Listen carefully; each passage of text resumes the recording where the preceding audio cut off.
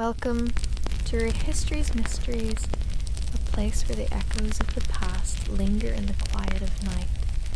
Here, forgotten worlds awaken softly, and the stories of time unfold like dreams.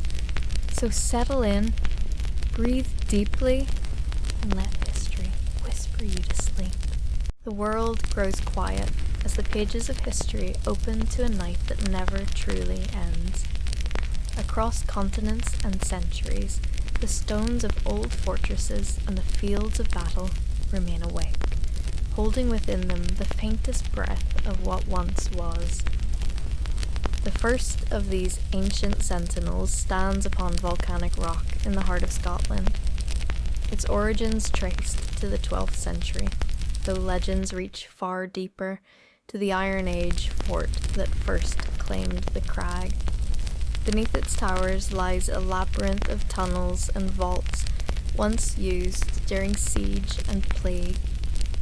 In the 17th century, prisoners from the wars with France and America were held here, carving their names into the walls to remind the world they lived. Visitors in later centuries told of music rising from below. The ghostly piper sent down in the 1700s to map the tunnels, his melody ending abruptly where no one ever found him again. Even today, faint bagpipes are said to echo beneath the castle at dusk, blending with the hum of the wind along the battlements. Edinburgh Castle. Far to the west, in the green heart of Ireland, Leap Castle watches over County Offaly. Built in the early 1500s by the O'Carroll clan, it quickly earned a reputation for blood and treachery.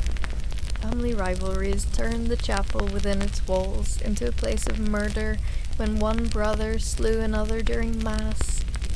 In later centuries, when restorers uncovered a secret oubliette below the chapel floor, they found hundreds of skeletons impaled upon spikes, evidence of executions conducted in silence.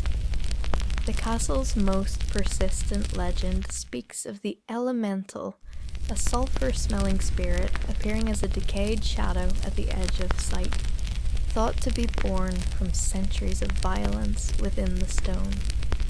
Journey eastward through the forests of Transylvania to Bran Castle, completed around 1388, under the order of Hungarian kings to guard the mountain pass between Wallachia and Brasov. Though often called Dracula's Castle, the link to Vlad Tepes, Vlad the Impaler, is mostly legend, yet the stories endure. Travelers glimpsing figures that vanish in mirrors, unseen hands brushing past candle flames, whispers in languages long dead. The fortress survived Ottoman incursions, Habsburg rule, and revolution, its towers standing like pale fangs against the Carpathian night. Across the sea in northern England lies Chillingham Castle, established in the late 1200s as a border fortress during the wars between England and Scotland.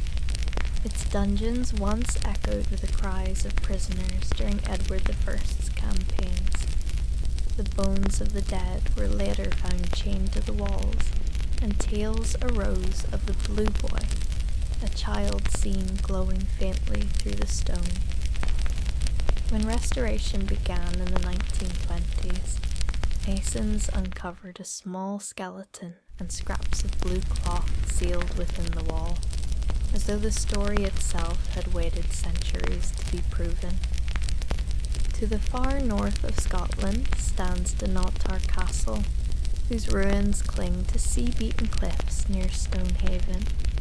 Originally built in the 14th century and seized by William Wallace in 1297, the fortress later guarded the Scottish crown jewels during Cromwell's invasion of 1651.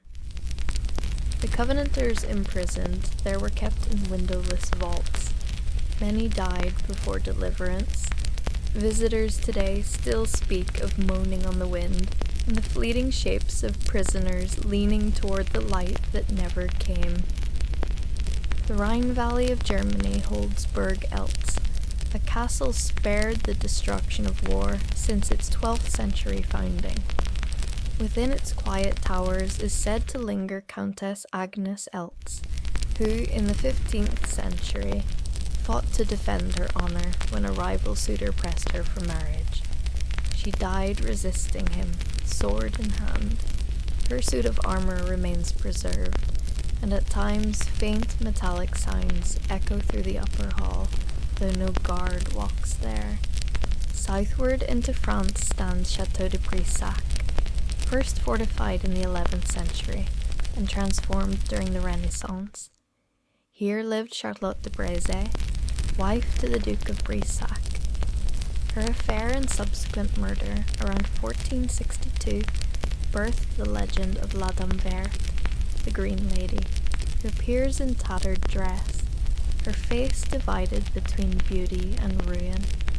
Guests describe her voice as a sigh rising through the stairwell, like wind passing through hollow stone. On England's southern coast, near the site of William the Conqueror's great victory, lies Battle Abbey, built in the late 11th century to commemorate the Battle of Hastings, 1066.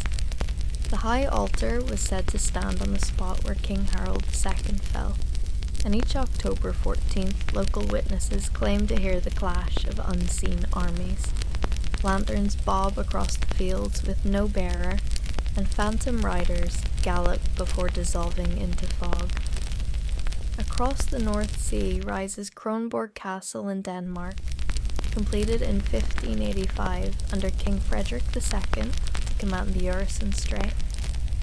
Known to the world as Elsinore from Hamlet, it holds its own guardian spirit, Holger Danske, the legendary warrior sleeping in stone beneath the foundations. Soldiers during the Second World War reported hearing heavy footsteps in the lower vaults, slow and deliberate, as if the ancient hero stirred while his homeland stood in peril. To the east, in Poland, stands Malbork Castle, raised by the Teutonic Knights in the 13th century and once the largest brick fortress in Europe. Within its red walls, prayers in Latin once echoed over clanging steel. When Sweden's armies besieged it in the 1600s, famine and death swept through its halls.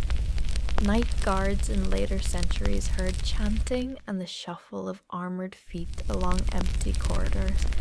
Some spoke of figures in white cloaks kneeling at the chapel altar before vanishing. In the hills of North Wales, Conwy Castle remains a monument to Edward I's conquest. Completed in 1289 as part of his Ring of Iron, 8 great towers still stand, their walls blackened by centuries of sea air. Chroniclers wrote that monks once walked the ramparts praying for peace after siege and starvation. Local fishermen have claimed to see spectral monks crossing the bridge at night, their forms lit faintly by moonlight reflected from the water. Southwest in Ireland's County Tipperary rises the Rock of Cashel, seat of kings since the 5th century, and later an ecclesiastical citadel crowned by Cormac's Chapel, 1134 CE. It became a place of tragedy in 1647 when Confederate troops massacred hundreds within the cathedral. Centuries later, travelers heard voices chanting from the ruined choir at midnight, the notes thin but harmonious, as though the monks still completed their interrupted service. In Italy's Emilia-Romagna region, the Castello di Montebello dates to the 14th century. Its haunting concerns a child named Azzurina, daughter of nobleman Ugolenuccio Maluccio. Born 1370, she was albino, her hair appearing pale blue. On June 21st, 1375, she vanished while chasing a ball into the cellar during a thunderstorm. Every 5 years at midsummer, witnesses inside the castle hear the soft roll of a ball and a child's faint laughter. recorded by researchers yet never explained. Across the Alps in Austria, Mousham Castle, built circa 1208, gained dark renown during the 17th century Salzburg witch trials, when suspected sorcerers and werewolves were imprisoned and executed.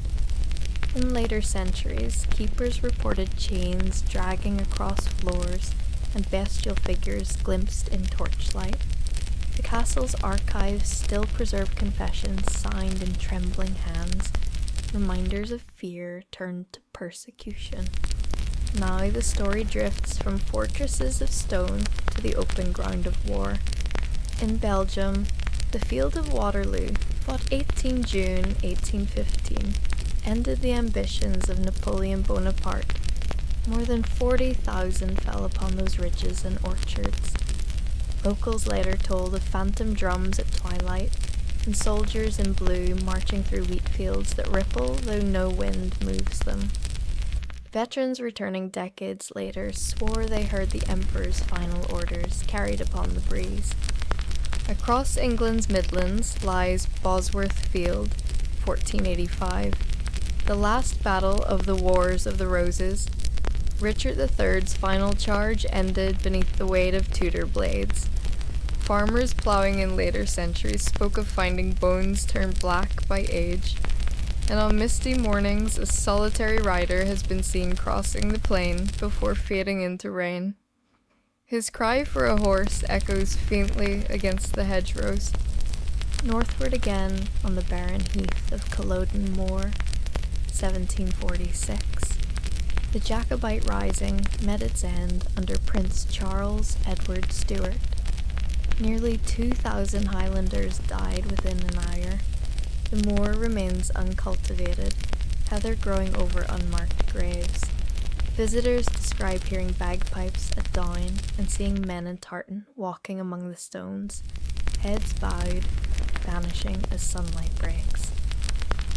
Across the Atlantic Ocean in Pennsylvania lies Gettysburg, 1863, the pivotal battle of the American Civil War. 3 days of carnage left 50,000 casualties. The fields still hold artillery pieces like monuments of rust. Witnesses report the smell of powder and the sound of commands shouted by no one visible. In the nearby orphanage used as a field hospital, footsteps continue to move across empty rooms. South in Maryland, Antietam, 1862, marked the bloodiest single day in that same war. The cornfield where dawn fighting began has since yielded bullets, and buttons turned green with time. Locals claim that at sunrise a thin haze forms, shaped like marching lines of men. Faint musket volleys crackle and then dissolve into silence. Farther across the world, Himeji Castle in Japan, completed 1609 CE during the Tokugawa shogunate, rises white as a heron above the city.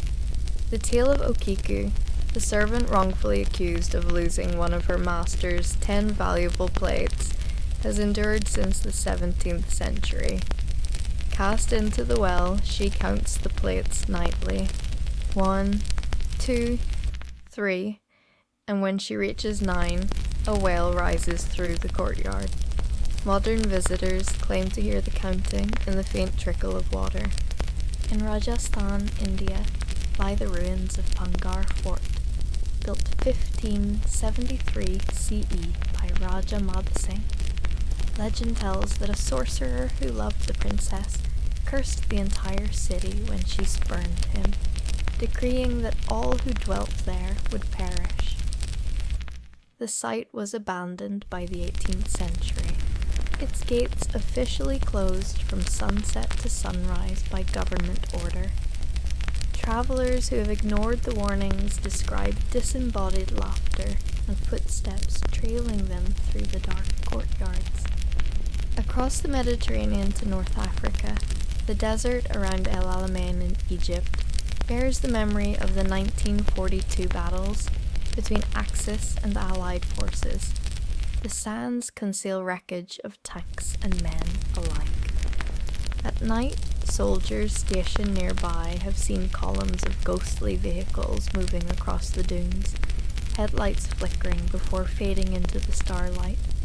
Voices in English, Italian, and German blend in the wind, calling orders to the same indifferent night.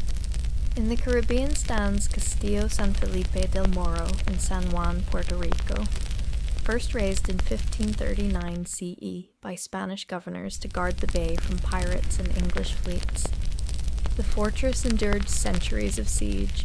Legends tell of a decapitated sentry who walks the walls seeking his lost captain. Cannon fire has been heard at dusk, though the guns lie long silent. And on the banks of the River Thames, the Tower of London, begun 1078 CE under William the Conqueror, holds more death than any fortress of its age. Here died Anne Boleyn, 1536, Lady Jane Grey, 1554, and countless prisoners of Crown and Creed. Yeoman warders speak of cold gusts sweeping through Traitor's Gate and a headless woman walking toward the chapel. The ravens that guard the tower remain, their presence said to ensure the kingdom's survival. The night lingers as these stones remember their stories, half in history, half in the long dream of those who listen. From the shadow of the tower, the journey continues, for the world's haunted memory stretches far beyond the reach of empire. Southward across the channel, the tranquil fields of northern France conceal the echoes of more recent sorrow. Near the village of Verdun lies the ground of the Battle of Verdun, 1916, where 10 months of relentless bombardment claimed over 700,000 lives. The forts of Douaumont and Vaux, built in the late 19th century as part of France's defensive network, remain hollowed by shell fire. At night, sentinels stationed nearby in later decades spoke of hearing marching boots within the empty corridors, and of whispered commands in German and French, overlapping in the stillness. The ossuary holds the bones of the unknown, yet the air above it feels somehow aware, as though the earth itself breathes the memory of war. In the fields of Belgium, another spectral silence lies over Passchendaele, part of the Third Battle of Ypres, 1917. The rain that drowned the trenches left an entire generation buried in mud. Farmers turning the soil still uncover helmets and bayonets rusted into the shape of roots. Locals say that in fog, the forms of soldiers rise briefly among the craters, trudging forward, their outlines dissolving when the wind changes. These are not haunting apparitions of malice, but echoes of exhaustion, lingering impressions of men who never truly found their way home. Eastward through the continent, the plains of Poland bear scars far older. Near the medieval stronghold of Grunwald, site of the decisive battle in 1410 between the Teutonic Knights and the Allied forces of Poland and Lithuania, villages once reported spectral riders crossing the fields on summer nights, their banners dimly visible in moonlight. Chroniclers of the 16th century already wrote of strange lights hovering above the ground where Grand Master Ulrich von Jungingen fell. The nearby chapel, erected in his memory, stands empty now, its walls damp, its stones cold even under the midday sun. Travelling south, the river valleys of Austria remember the Battle of Wagram, 1809, where Napoleon's armies fought the Habsburgs across the Danube. The clash was immense, its thunder carried for miles. In the early 20th century, local farmers claimed that thunder would roll from a clear sky on the anniversary of the battle. They called it the drums of Wagram, and no science could quite dispel their belief that the sound belonged to the past, returning to announce itself. Crossing to the British Isles again, the northern coast of Ireland holds Dunluce Castle, a medieval stronghold of the MacDonnell clan, perched upon cliffs above the Atlantic. Built around the 1500s, it fell partly into the sea in 1639 when the kitchen collapsed during a storm, carrying servants with it. Their cries were said to echo in the waves for centuries. Visitors speak of the scent of sea salt and hearth smoke in rooms long roofless, and of harp music drifting faintly from the hall where the chieftains once feasted. South in England, another ruin keeps vigil over the moors. Berry Pomeroy Castle in Devon, begun in the late 15th century by the Pomeroy family, and later expanded by the Seymours. The legend of the White Lady, believed to be Margaret Pomeroy, imprisoned by her jealous sister, endures through centuries of retelling. Travelers in the 19th century described a pale woman gliding from the tower toward the chapel, her figure fading where ivy meets stone. Within the same walls, darker tales speak of a blue lady, a restless soul calling visitors toward hidden drops where they might join her in eternal descent. Across the channel once more stands Mont Saint-Michel, founded as a monastery in 966 CE, but fortified during the 100 Years' War. During the French Revolution, it became a prison whose cells held men driven to madness by isolation. Guards later confessed to hearing chanting from closed cells and footsteps pacing within empty corridors. Mount's tides surge with unearthly speed, and sailors claim to see ghostly monks walking upon the water during storms. In the heart of Romania, near the banks of the Argeș River, rises Poenari Castle, the true citadel of Vlad III of Wallachia, constructed in the mid-15th century.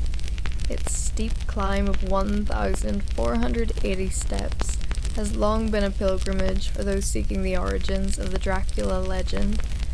After Vlad's death in 1476, the castle fell to ruin, and shepherds spoke of crimson light glowing through its windows on moonless nights. Earthquakes have shattered it again and again, yet the local people still refer to it as the fortress that bleeds.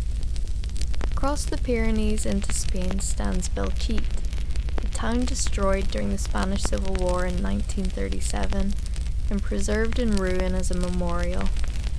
The bullet-scarred church towers and fractured streets remain untouched since the fighting. Reporters visiting after midnight recorded strange radio interference, voices in static repeating the word agua. Survivors said that during the siege, the living begged for water as the wells ran dry. The ruins remained closed after dark, though some claimed to see the flash of lanterns deep within the rubble. From Spain, the trail of haunted memory crosses the Alps to Switzerland, where on the shores of Lake Geneva stands Château de Chillon, first fortified in the 12th century. Once a stronghold of the Counts of Savoy, it became a prison during the Reformation. François Bonivard, imprisoned there from 1530 to 1536, left deep grooves in the floor where his chains wore the stone. After his release, visitors spoke of hearing the steady clink of iron and the murmur of a voice reciting psalms in the dark. The castle's underground chambers, damp and lit by narrow shafts of light, preserve the sense of faith clinging to despair. The journey turns once more toward war. In Greece, on the plains of Marathon, 490 BCE, where Athenians repelled the Persians, the Tumulus of the Dead stands as one of history's oldest memorials. Even ancient writers told of ghostly warriors seen running across the plain under moonlight, their armor gleaming faintly before vanishing. Modern travelers who camp nearby have reported distant shouting and the rhythmic sound of marching. Archaeologists explain it as wind and surf, but the legend endures that the spirits of Marathon continue to defend the freedom they won. To the north lies Thermopylae, 480 BCE, the narrow pass where King Leonidas and his 300 Spartans fell against Xerxes' army. Though the land has shifted over millennia, local shepherds still speak of shapes appearing in the morning mist. Lines of warriors standing silent beside the memorial stone inscribed with the ancient epitaph, "Go tell the Spartans, stranger passing by, that here, obedient to their laws, we lie."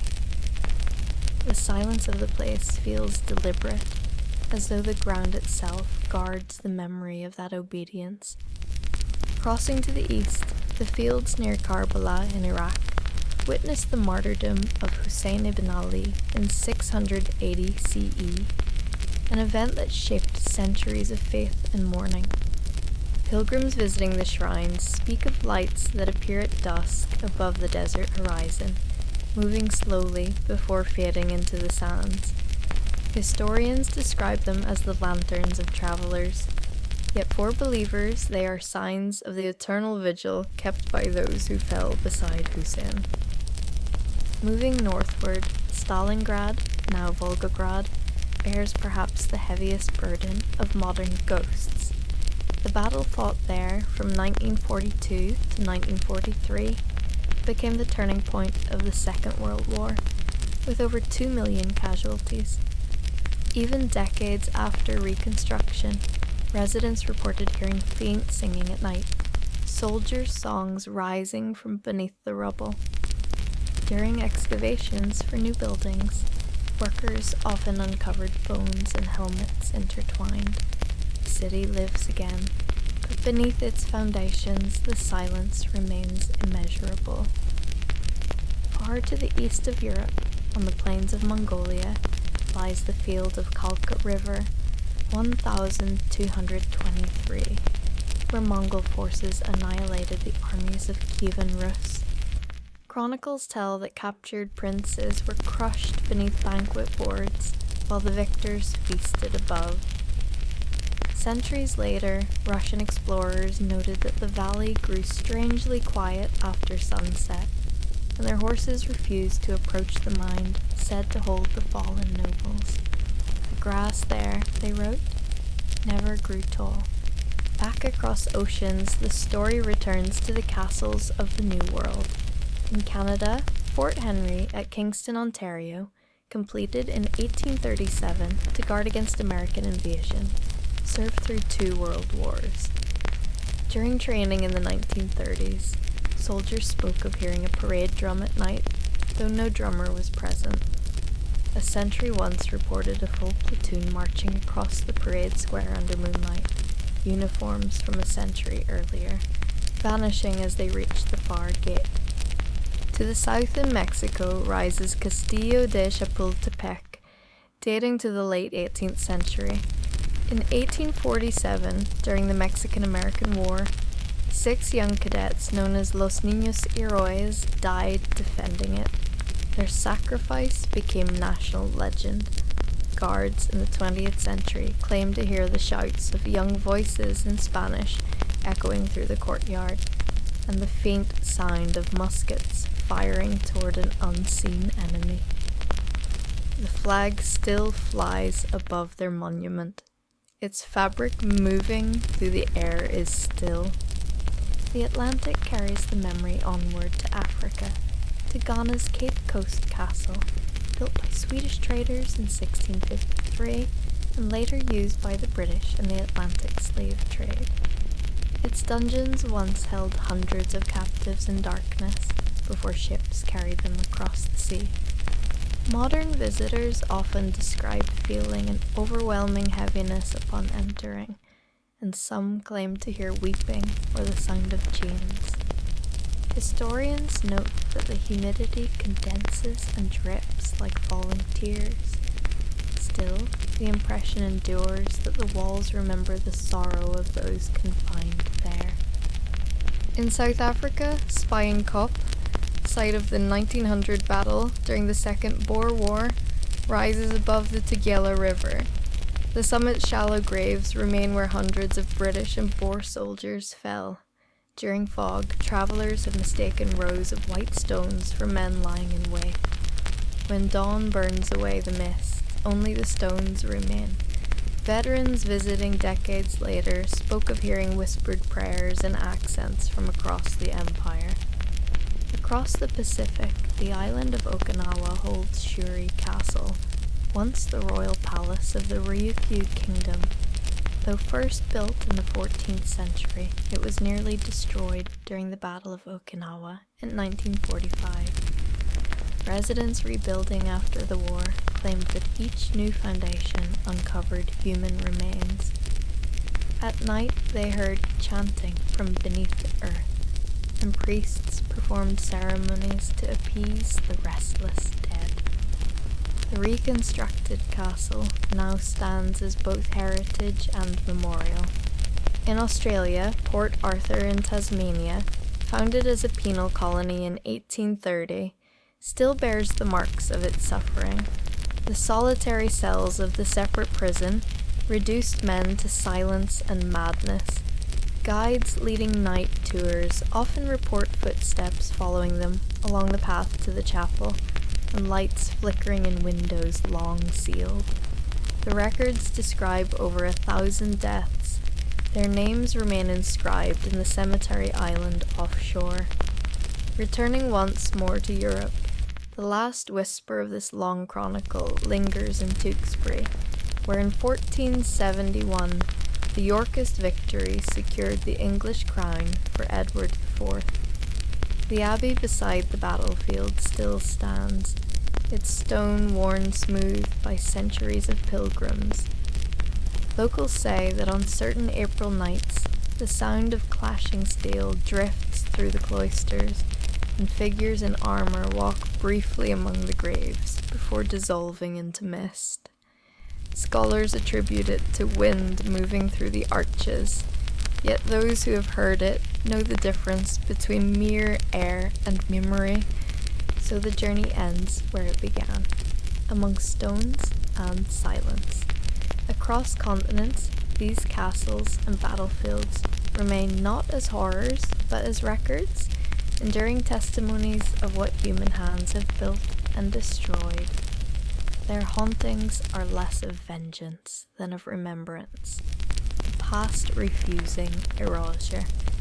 Each fortress keeps watch over the centuries it has survived. Each field holds beneath its soil the stories of those who once stood upon it. The world sleeps, yet the walls remain. Edinburgh and Leap, Chillingham and Brissac, Bran and Elts, Hastings and Waterloo, Culloden and Gettysburg all whisper the same truth, that time may conquer kingdoms, but memory conquers time. The faint sounds still heard, a piper's tune, a child's laughter, a soldier's drum, are not the cries of the dead, but the echo of history continuing to speak. If one listens quietly enough, the earth itself seems to murmur their names, and in that murmuring there is neither fear nor terror, only the gentle persistence of what was, folded softly into what remains. The moon drifts above the towers, the grass growed over the fields, and the centuries breathe together in the long, unbroken night of the world's remembering. The forts of forgotten time. The world is hushed tonight, and you drift through the folds of history as if through mist. The air is cool, and distant mountains fade into shadow. Before you lies a land that remembers, the stones of ancient walls, the towers of forgotten keeps. They stand silent, still guarding secrets time could not erase. You walk softly, as if not to wake the ghosts who linger there. High in the Himalayas, the first of these fortresses awaits. Rupkund, where the air is thin and the snow glows faintly under the moon. Near its ruins lies a frozen lake filled with hundreds of bones, perfectly preserved in ice. They say a storm once swept across the mountain, and those who journeyed toward the fort were struck down by hail the size of fists. Were they pilgrims? Were they soldiers sent to guard some hidden pass? The skeletons stare upward through the ice, as though still watching for the sky to clear. Wind whispers between the stones, carrying a sound almost like prayer or a warning. Far to the west, where the desert meets the Dead Sea, another fortress rises from rock and dust, Masada. Its steep cliffs glow red beneath the setting sun. Here, Jewish rebels once stood against the might of Rome. When the Romans finally breached the walls, the story goes that all inside had chosen death over capture. Yet, beneath the sands, archaeologists have found signs of something quieter, the meals they shared, the messages they carved into stone, as though life continued long after the legend says it ended. The fortress remains still, heavy with silence, as if the truth itself cannot decide which tale to tell. The sound of waves pulls you onward, warm, tropical, and uneasy. The walls of Fort Charles in Jamaica tilt slightly toward the sea.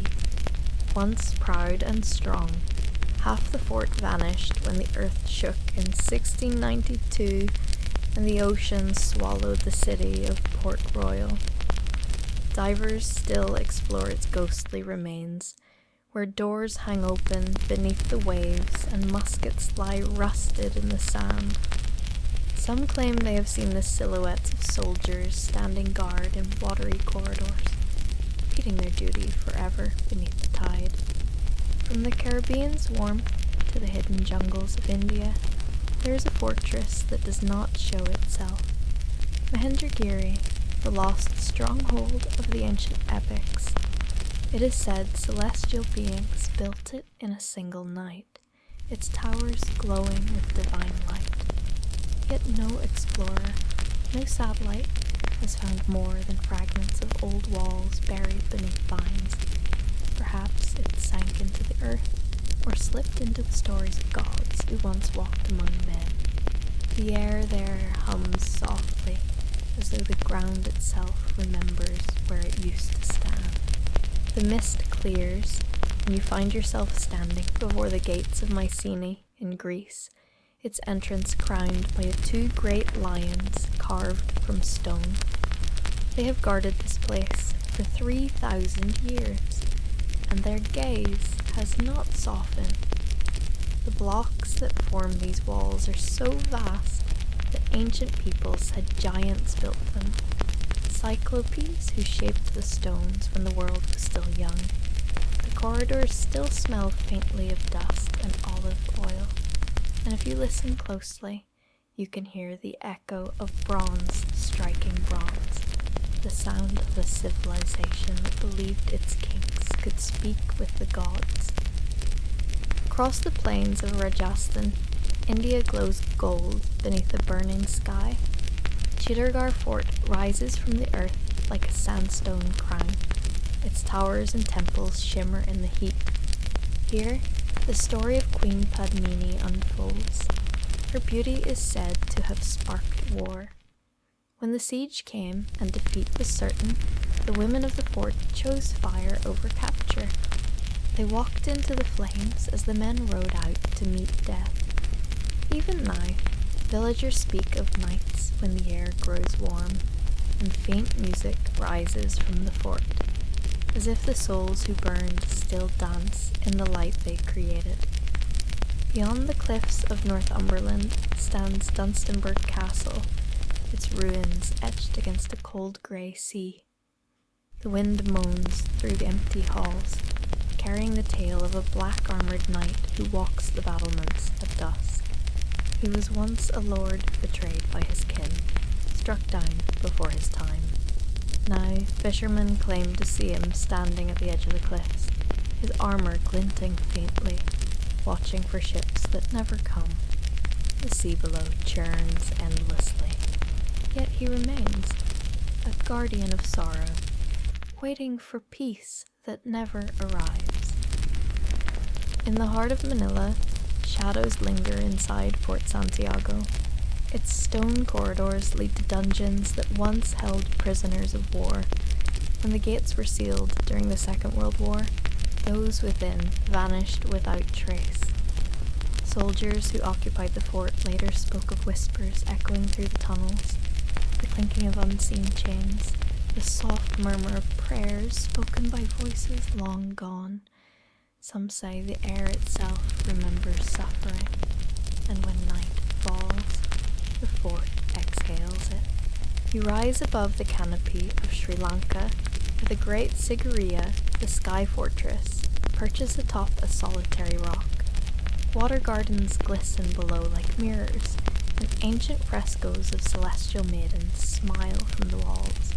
Its king once built this citadel to live among the clouds, but after his death the place was abandoned, left to vines, rain, and myth. Who truly designed its genius? A mortal king or minds from another age? The polished walls still reflect sunlight, as if the builders wished to capture heaven itself within stone. In the mountains of Iran lies the broken remains of Alamut, the assassin's fortress. It was said that from here a hidden order ruled with shadows and secrets, men who could strike fear into kings.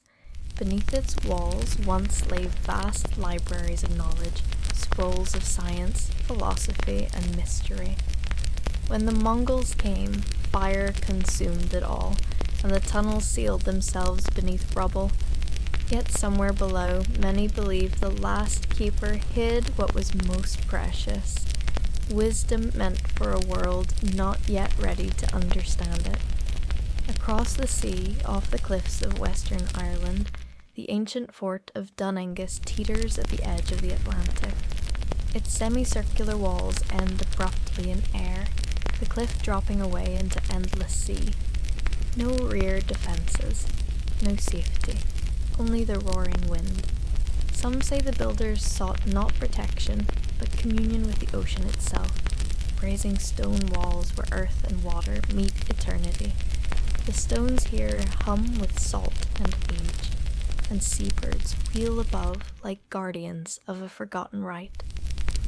Further north, traces of the lost forts of Hadrian's Wall sleep beneath English soil. The Romans built dozens along that long frontier, but a few are missing, erased without fire, without record. Excavations reveal the outlines of roads that lead nowhere and gates that open into earth. It is as though the forts themselves stepped quietly out of history, leaving behind only the faint impression of their absence. Sometimes, after a rain, the patterns reappear in the grass, ghosts of empire drawn in green and shadow. In Syria, the Crac de Chevalier rises like a dream of geometry. Crusader knights once called it the perfect fortress, walls within walls, towers arranged with mathematical grace. Even today, engineers marvel at its design, how air and water still flow through hidden channels as if the stones breathe. Beneath its chapel, tunnels spiral into darkness, and though war has scarred its surface, the heart of the fortress endures, serene, balanced, timeless. Then comes Pangar Fort, deep in the forests of Rajasthan, often called the most haunted fort in the world. Local legend tells of a sorcerer who cursed it, binding all who dwell within. After sunset, the gates are locked, for those who enter at night are said never to return.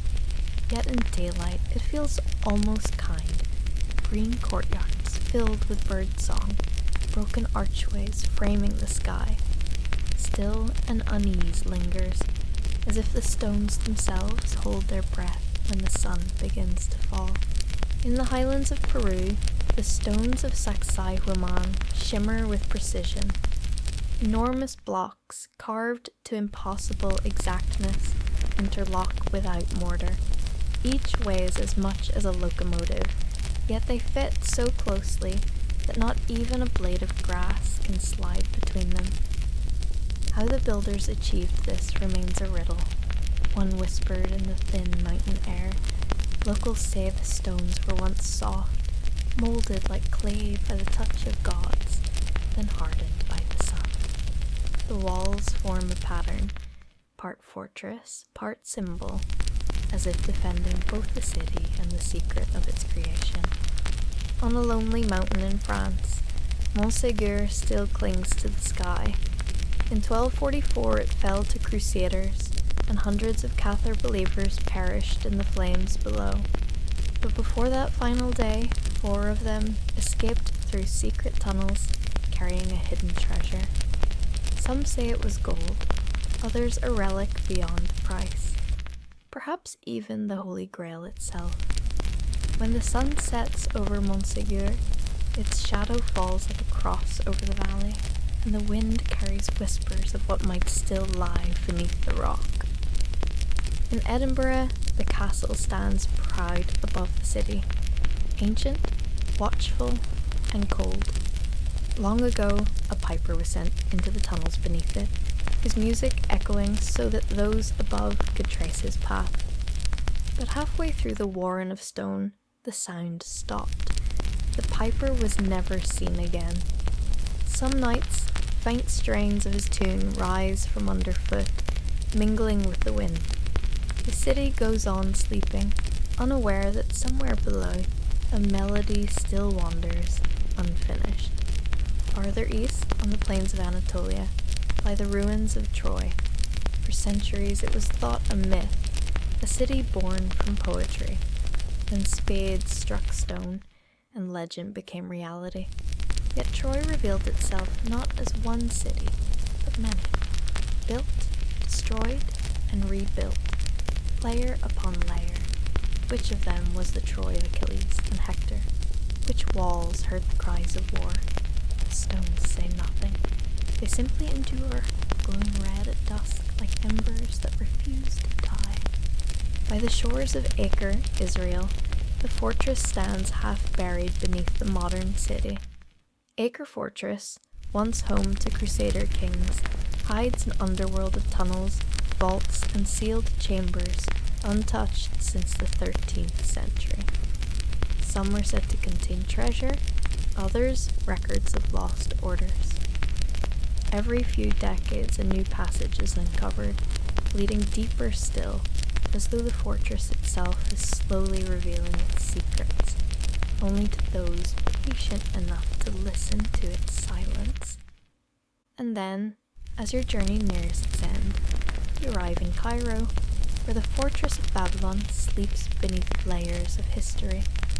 Romans built upon older ruins, and the city grew above it like time piled in stone. Deep below, sealed by earth and memory, lie foundations from the days of the pharaohs, passages no one dares to open. Some say the fort's deepest chambers hold relics that could rewrite Egypt's story. Others believe they guard something better, left undisturbed. Above, the city hums with life. Below, eternity waits. The wind quiets, the echoes fade. Around you, the world of fortresses begins to dissolve into a dream. The stones that once stood so solid now shimmer, melting into mist. The mountains, the deserts, the cliffs by the sea, all drift away like memories waking from a long sleep. Yet their stories remain, carved into the silence of time, carried by the night itself. The world has always built walls, to defend, to protect, and to remember. But even the strongest walls become ruins, and even ruins whisper. And as you drift further into stillness, those whispers follow, soft, distant, eternal. The voices of fortresses that have not forgotten. Welcome to History's Mysteries, a place where the echoes of the past linger in the quiet of night. Here, forgotten worlds awaken softly, and the stories of time unfold like dreams. So settle in, breathe deeply, and let history whisper you to sleep. The wind moved like a silver thread across the rocky spine of Taygerus, whispering the names of boys who had once chased goats and shadows, and were now men sharpening bronze on stone. Leonidas remembered them as he walked the night roads of Sparta, a king whose house was as austere as a soldier's tent, and whose heart was stitched to the laws like a shield strap to a wrist. The city slept with one eye open. The Agaggi had taught every child to dream in watchfulness, to hear the scrape of fate long before it arrived. At the Eurotas, the water ran cold and uncomplaining, and stars blinked as if frost had settled on their lids. Leonidas dipped his hands, drank, and tasted the tiny bite of river stone. He had been told by oracles cryptic as caves that either the city or a king must be offered to the altar of necessity. He had walked away with the slow dignity of a man who knows the shape of his last errand. In the morning he announced a march, not with speeches. Spartans disliked words that ran farther than a spear throw, but with a list of names chosen under the two kings' weight and the old law's eye. 300. Husbands, fathers, the kind of men whose thoughts were weathered and whose hands smelled faintly of olive oil and iron. Each man polished his armor in silence, sharing with his bronze the questions he would not ask his wife. The women saw and understood, for Sparta raised its daughters to hold the city by its corners, while the sons tried to hold the world at a pass. Boys ran errands, too eager, and dogs watched with that canine grief that is only confusion sharpened by love. The elders stood beneath the porticos like knots in the planks of the city, and one of them, whose mouth had chewed the same laws for half a century, spat and said, "The road is narrow. That is our friend." The night before the march, Leonidas visited each house. He touched doorposts, thin as reeds beneath his palm, and spoke plainly to each woman. "I return by the laws, or I do not return." He did not promise anything else. In the barracks, the young conscripts not chosen watched the veterans with a kind of worship that had no need of altars. The chosen men ate barley bread and black broth, common fare with the flavor of finality, and then lay down and slept, as soldiers sleep the night before a thing that cannot be unwalked, briefly and well. At dawn, the 300 formed ranks that looked like a comb carved of ironwood. They were not the tallest men in Greece, nor the most adorned, but there was a geometry to them, a severe beauty that came from practicing the same motion until it rubbed a groove into the mind. Each man carried a shield large enough to shelter his neighbor, but not himself. For a Spartan did not draw a circle around his own life. He joined the circle held by all. Sword, spear, breastplate, greaves, and the crimson cloak that told the enemy that the man before him had already bled in his imagination and would not be surprised by red. They set out with the earth cool underfoot and the sky like hammered copper. The road north lay thin and purposeful between vineyards and groves where a tree stood like soldiers at ease. Old men nodded at them and did not smile. Women stood with their chins high and did not wave. Children watched with hands held behind their backs so they would not reach toward the glitter and ask to touch. Travelers joined the column's edges like foam on a riverbank, and then peeled away, carrying news forward in shoals. Sparta was moving. Greece would not kneel in the doorway without first filling the doorway with bone. Along the way they gathered allies, not many, but the kind who understand that a small stone in the right place can deflect a great wheel. Thespians came with a courage that had no advertisement and no excuse. Thebans came with a hesitance that belonged to their city's politics but not to their arms. Messengers ran with mouths like bellows, and the hills relayed their panting across ravines whose floors were packed with old battles gone to seed. The Persian Sea rolled on the horizon like a metal plate being dragged by invisible porters. The hosts of the great king were so many, they filled the gossip of crickets. From afar, a man could smell bitumen, horse sweat, cedar, garlic, and the particular iron smell that whole empires carry, like a badge. Sparta answered with cliffs and silence. Now all the roads drew toward the hot gates, the place the earth had narrowed with a craftsman's precision, so that the wide map could be argued at a human throat. They arrived at Thermopylae under a sky that had been polished by wind, and the springs breathed up their warm, egg-scented breath from the earth's mouth. The pass itself was a hard syllable, a stone word the sea hissed around when it was angry.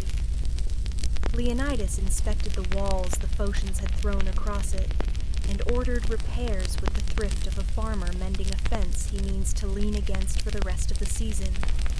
The men cut, stacked, hammered, and laughed briefly and savagely, the way men laugh when they have nothing left to bargain with except themselves. At night, the camp hummed. Songs were not sung. Spartans did not sweeten their mouths before difficulty.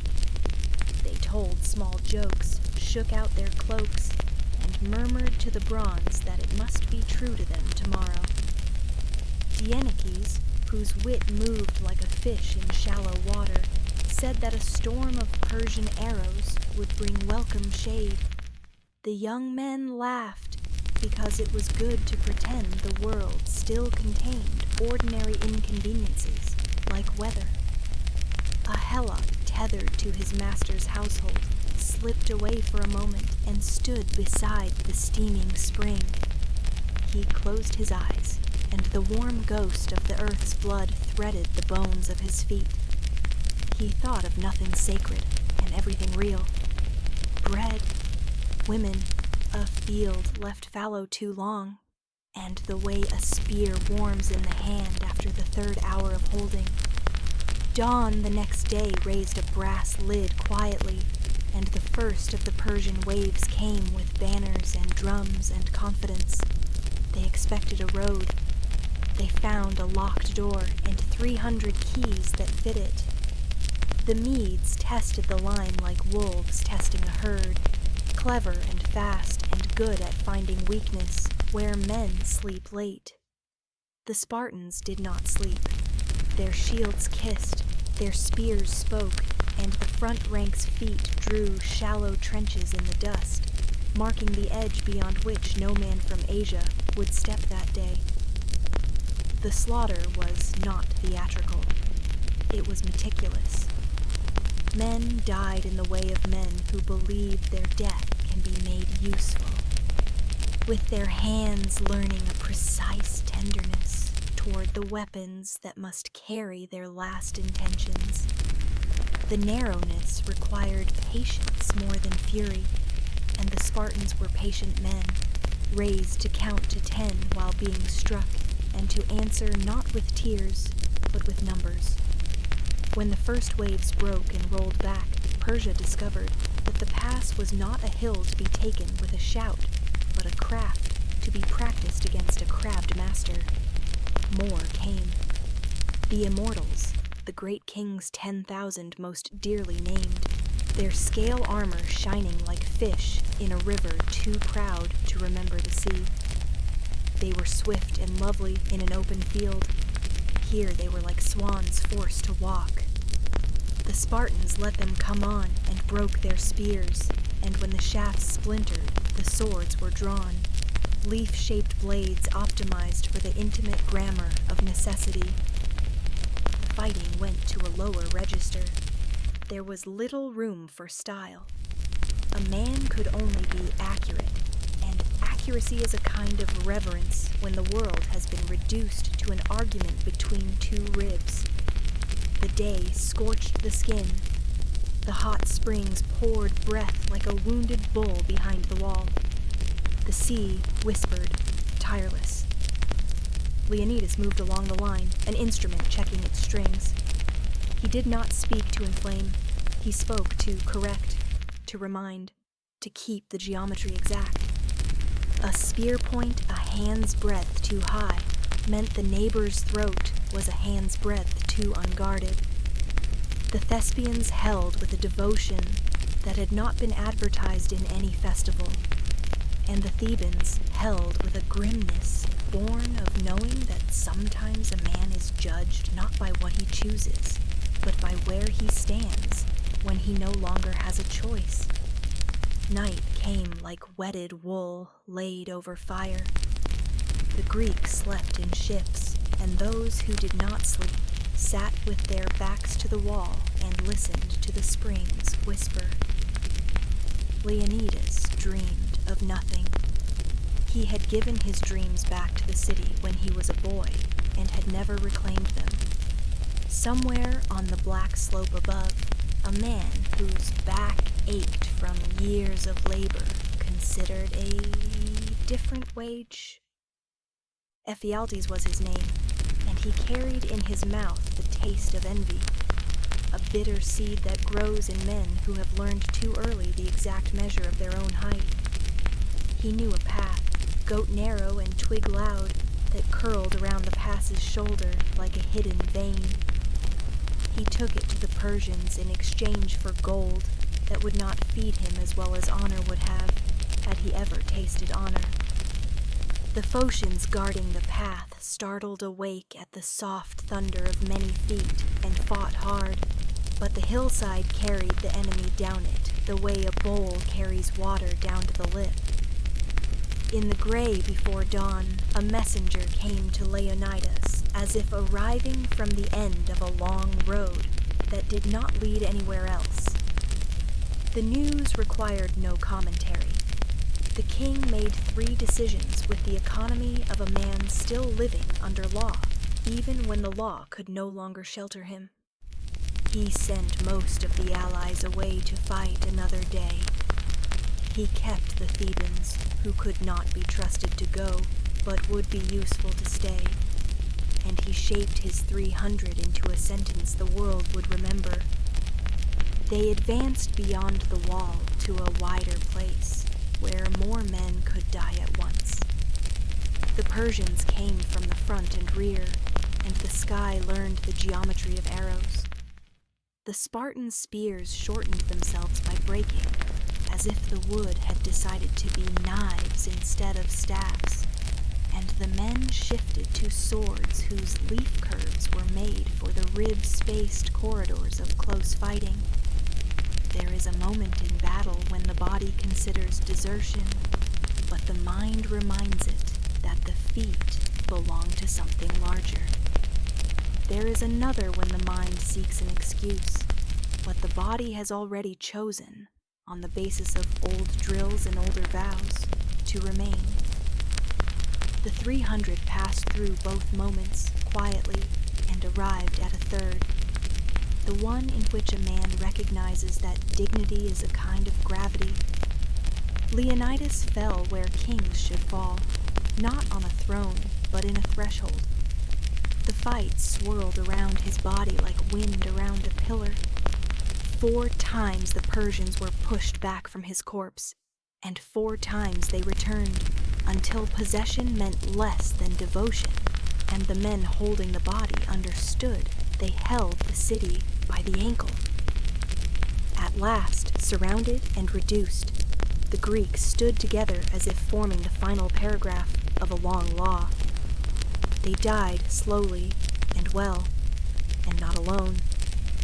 The pass accepted them with that generosity peculiar to narrow places, which know how to honor those who accept limitation without complaint. When the killing grew thin and the screams ran out of ink, the Persians raised heads on spears, as if erecting punctuation at the end of a sentence they did not write. The sea exhaled, the springs steamed, the cliffs remembered. Southward the rumor ran with feet of rumor that at Thermopylae 300 men had taught the world how to calculate, how to find the numbers in a narrow place and make them suffice. In cities with more poems than soldiers, the people paused and stood differently, as if a weight had been hung upon their spines by invisible hands. The mothers of Sparta received the news as women trained to carry it, not because they were made of stone, but because they were made of woven reeds, and reeds know how to bend and still bind. A boy asked his mother whether his father had been afraid. She answered that fear and courage drink from the same cup, but courage keeps the hand steady. In Athens, men carved plans into wood and prepared ships as if sharpening oars could change the weather. In Plataea, farmers counted spears the way they once counted seeds. Across the sea, the great king moved forward, but he did not move as quickly as before, for even kings must pass through gates sized for men. Years rolled, folding one another like cloaks. Salamis and Plataea were born at the spending at Thermopylae. The arithmetic checked out. Poets found the line that would crown the hill and give passers-by a mouthful of salt and iron. Stranger, tell the Lacedaemonians that we lie here, obedient to their laws. Travelers came with sandals dusty from other griefs. They pressed their palms to the stone and felt the low pulse of something that refused to be merely legend. The place kept its heat in winter and gave it back at night like a body that remembers being alive. Children learned to spell freedom with 300 letters, and then to pronounce it with their own lips differently when they were old enough to have something to lose. Leonidas did not become larger in death. He became exact. The measure of a city is sometimes the size of a doorway. Sometimes it is the size of the man who chooses to fill it. In Spartan houses afterward, the doors were still narrow, the tables plain, and the laws strict as bootlaces. And yet a looseness entered the city too. A knowledge that not every problem is solved by staying home. The boys of later years practiced their steps at the war dance with a new care, understanding that grace is not ornament, but accuracy gentle to itself. The Persian Empire's wealth grew and waned like a tide that forgets the moon. Greece quarreled with itself and then with itself again. The world widened until it held Rome, and then the world learned Latin ways to speak of Greek stubbornness. Thermopylae stood through all that as a proposition about ratios and responsibility. When a traveler pauses there in any century and listens, he can hear, just beyond the rustle of reed and the simmer of spring, a sentence spoken by men whose tongues have long since dissolved into the earth. Hold the line that is your size. Do not make promises bigger than your doorway. Do not abandon the doorway, because bigger men might arrive tomorrow. If they do, you will have made the place ready for them. If they do not, you will have still made the place ready for someone smaller, who will call you ancestor in his heart. The wind continues its silver threading, fined with salt. The sea continues to smooth its knuckles against the shore. The pass keeps breathing its warm breath into the colder air, and the stone resists and then consents to moss in slow green letters. The story remains not because it is loud, but because it is exact. Like the angle at which a shield must turn a spear, like the width of a road that can be held by the width of a life. And in Sparta, when autumn comes and the olives are pressed, an old woman stands at her doorway and stares north when the evening star appears. She does not weep. The city does not teach weeping, but it also does not forbid remembering. She remembers a boy who learned to sleep in thorns without complaint, and to steal cheese from an altar under a flogging. She remembers that he laughed once, head thrown back like a colt's, when a kite swooped low and stole a strip of meat from his hand. She tells him again in the private temple where mothers keep their sons long after the city has borrowed them, that he may return by the laws, and if he cannot, he may return in the laws. She closes the door because the night is chill, and in the act of closing it, she understands something about doors that no bronze inscription can say. In Plataea, an old thespian whose knees ache in rain rises with the stick to fetch water. He pauses to breathe and looks toward the east, where the light troubles the clouds. He sees in the steam of his breath the shape of a shield, and in the bend of his stick the humor of Dienicus. And he smiles, and the smile hurts, and he keeps walking.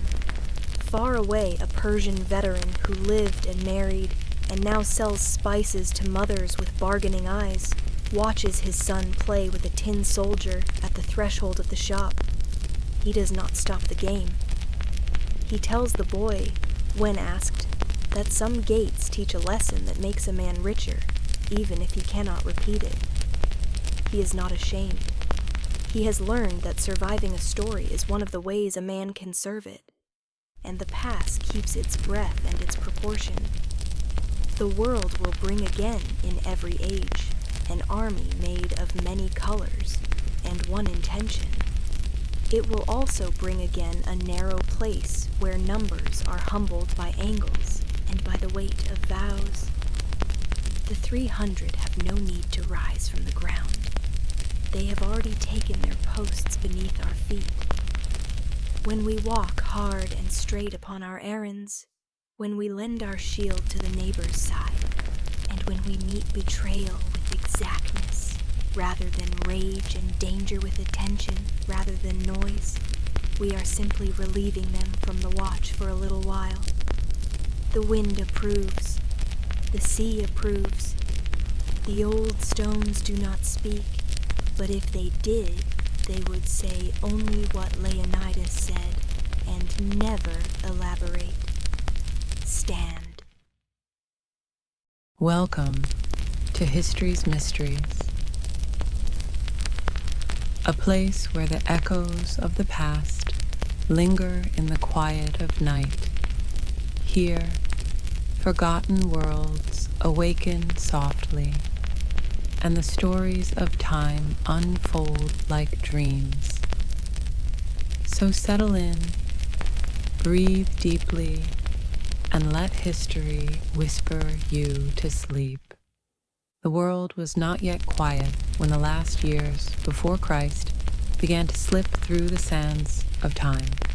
Rome stood at the height of its glory and the edge of its undoing, vast and shining, a city of triumphs and marble, where every street echoed with ambition. Yet beneath the weight of its columns and the hum of its markets, something in the heart of the Republic trembled. Old virtues had grown thin, and the names of men now carried more power than the laws themselves. It was in this uneasy twilight that the storms of the Roman civil wars began, stretching across decades and continents, from the mountains of Gaul to the banks of the Nile. What began as rivalry would end as transformation, as the world of the Republic slowly gave way to empire. The year was 49 BCE, and the river Rubicon flowed quietly through the countryside of northern Italy. Julius Caesar stood upon its banks, the mist of winter clinging to his crimson cloak. Behind him stretched the legions that had conquered Gaul, men hardened by frost and hunger, bound to their commander by loyalty deeper than law. Before him lay the frontier of Italy, sacred to the Republic.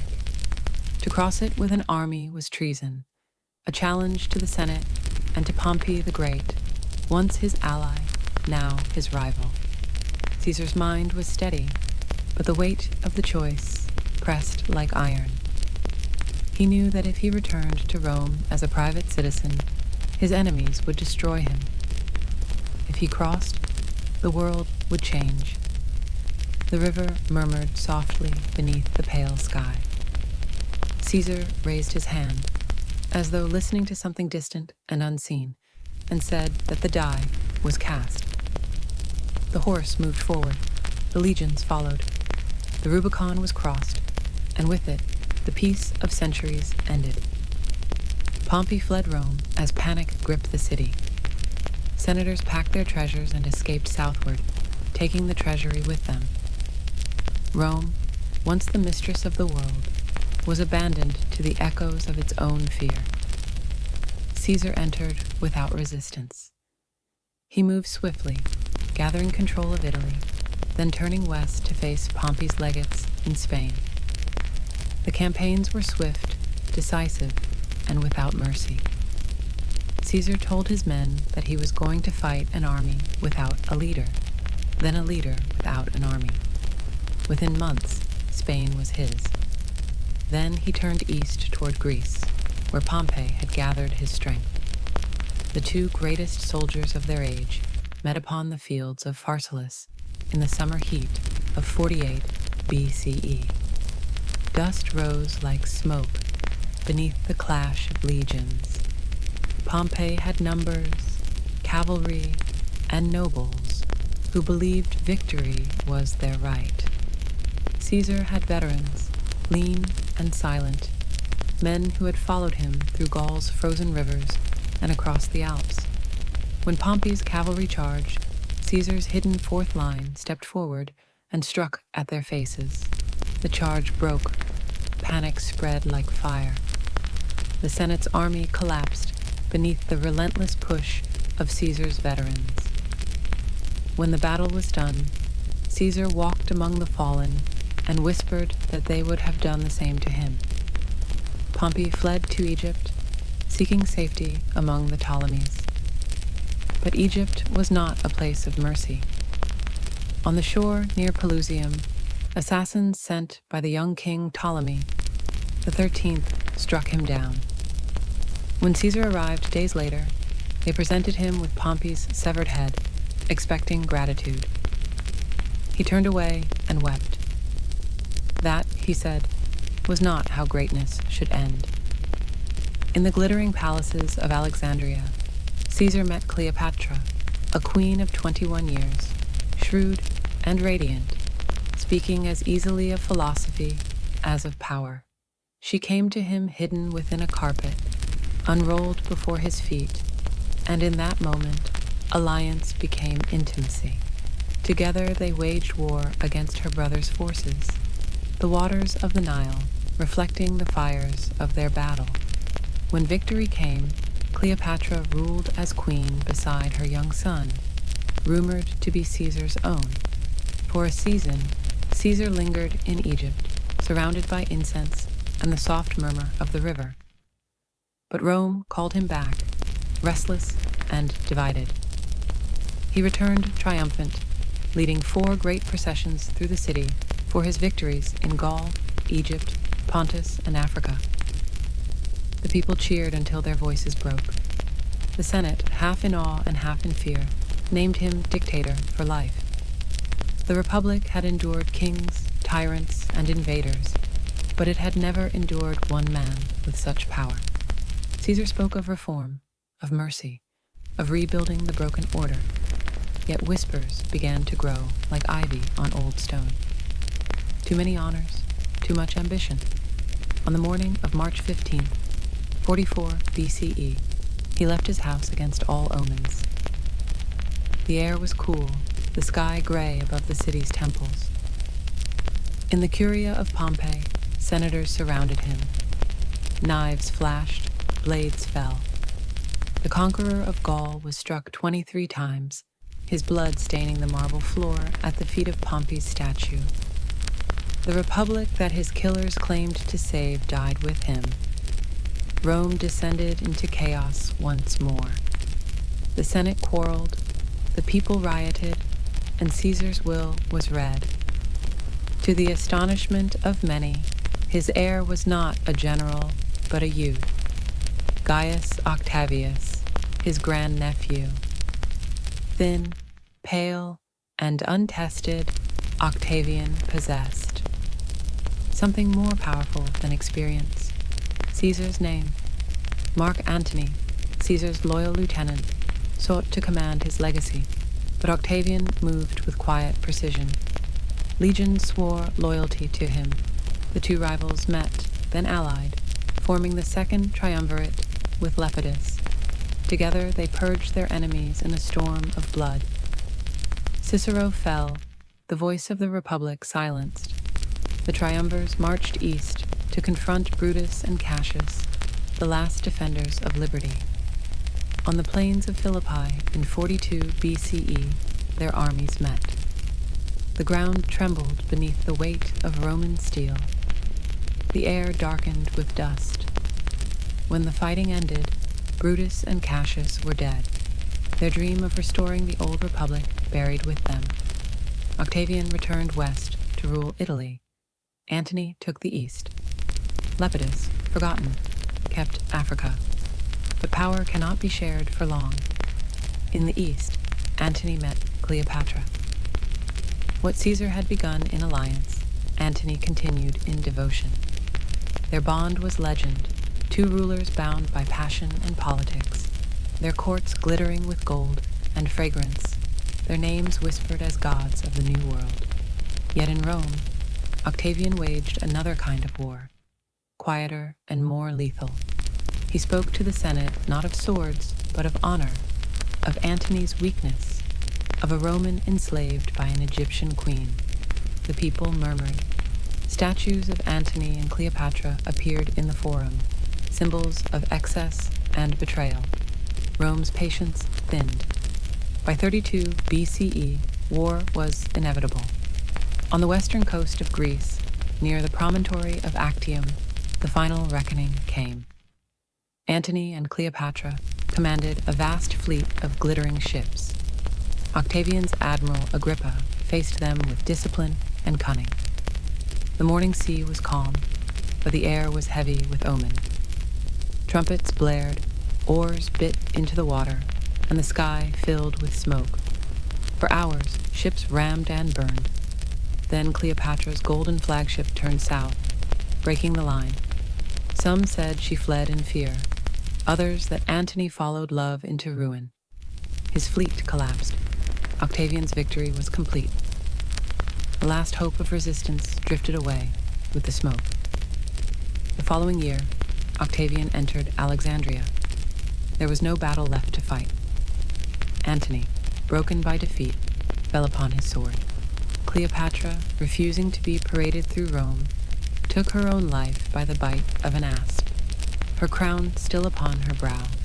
Octavian stood over the city of the pharaohs, the last enemy gone, the world at his feet. Egypt became a Roman province, its wealth flowing to the Tiber.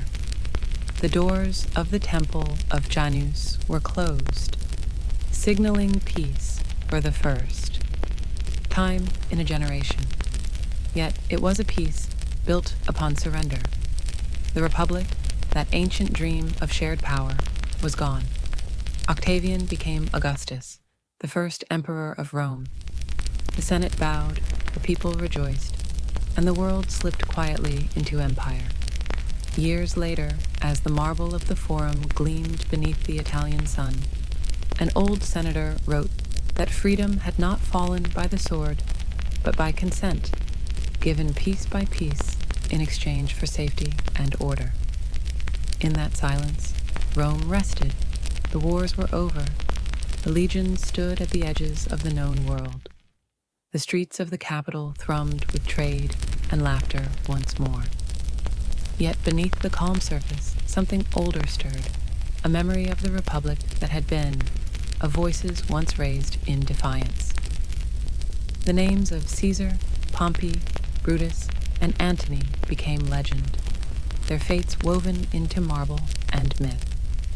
And though the empire would endure for centuries, every emperor who followed would live in the long shadow of those civil wars, knowing that Rome had learned the cost of greatness.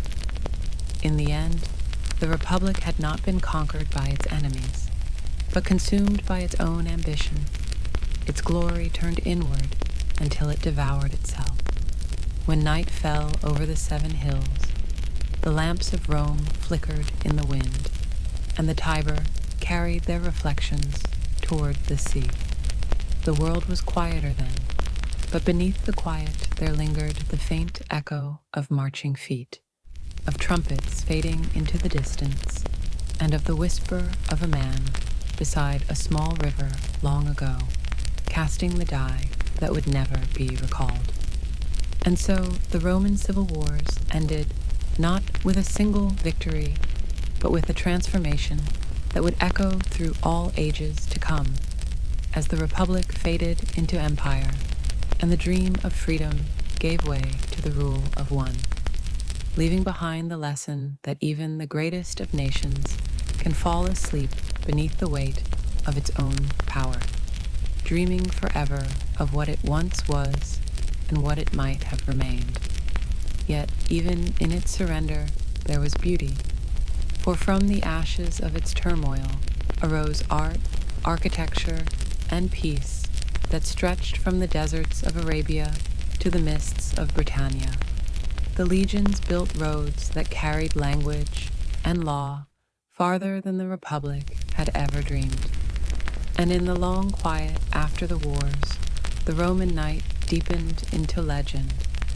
The marble city glowed beneath the stars, and history itself seemed to rest upon the still air, remembering forever the age when brothers fought, brothers, and when a river no wider than a whisper divided the world between the past and all that was yet to come. The Mediterranean Sea was once the quiet center of the ancient world, its waves carrying the ships of traders and soldiers, its shores lined with cities that rose and fell beneath the slow turning of time. By the middle of the 3rd century before Christ, 2 powers had grown to dominance on opposite sides of that sea.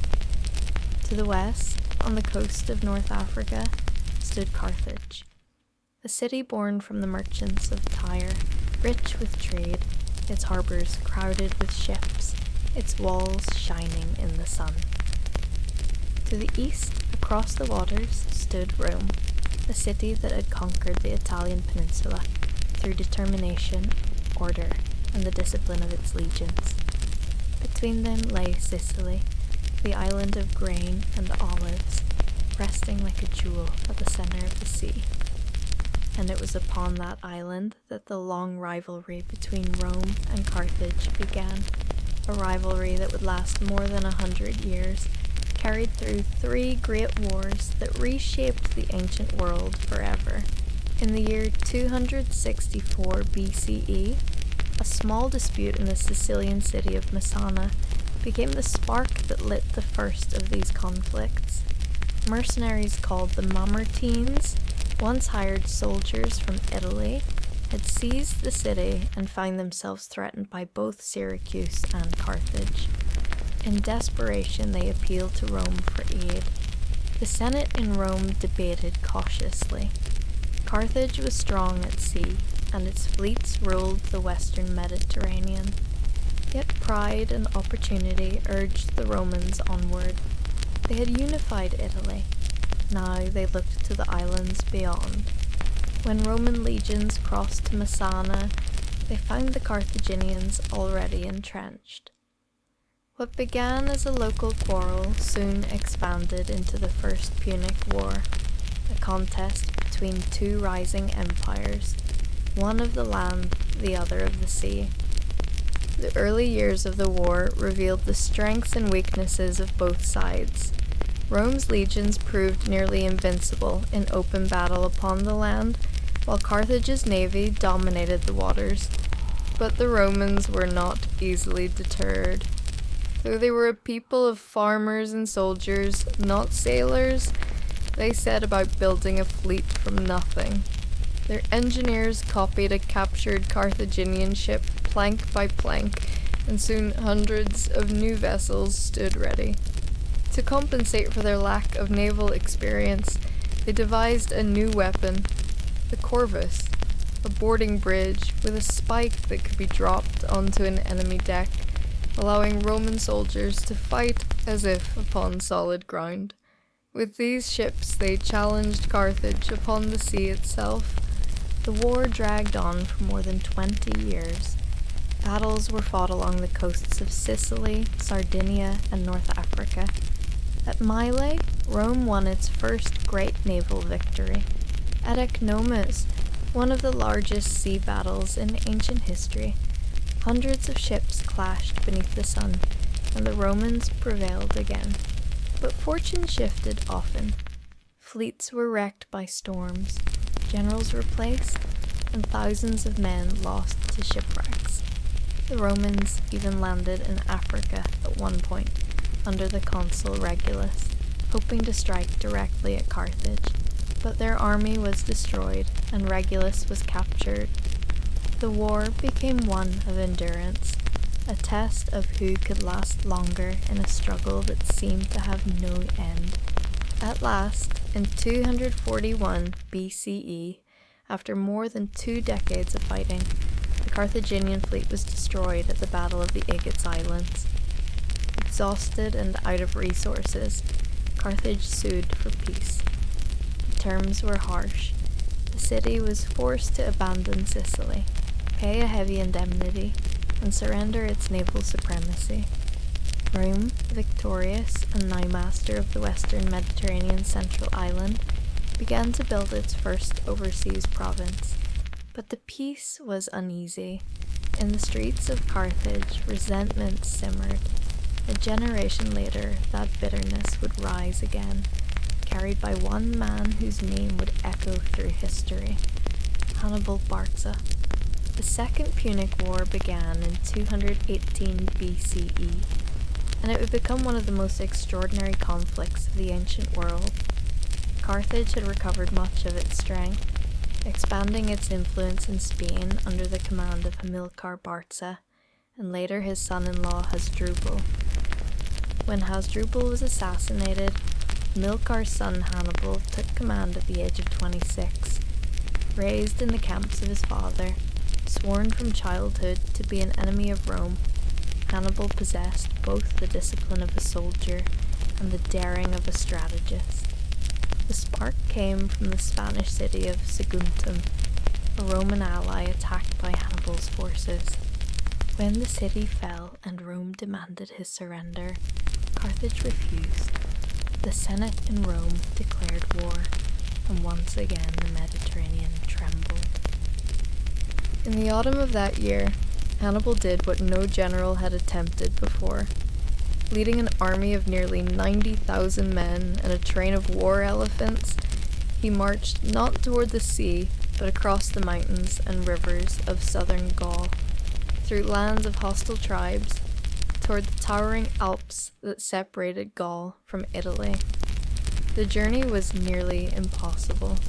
Snow and rock avalanches claimed thousands of men. Supplies were lost, and the elephants perished in the cold. Yet Hannibal pressed on, and when his army descended into the plains of northern Italy, though reduced and weary, it was still a force to be feared. Rome was stunned. An enemy had crossed the Alps and stood upon Italian soil. For the next 15 years, Hannibal waged war across Italy, winning victory after victory against Rome's legions.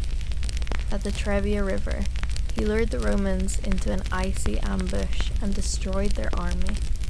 At Lake Trasimene, he struck again, catching another Roman force between the lake and the hills in one of the largest ambushes of ancient history. The panic in Rome was immense. The Senate turned to Quintus Fabius Maximus, who adopted a cautious strategy of delay and harassment, avoiding direct battle. His patience earned him the name Cunctator, the delayer. Yet the people grew restless, yearning for decisive victory. When command passed to new consuls, they gathered a massive army to crush Hannibal once and for all. In 216 BCE, near the small town of Cannae in southern Italy, the two sides met in one of the most famous battles in military history. Hannibal arranged his forces in a crescent formation, with his infantry in the center and his cavalry on the wings.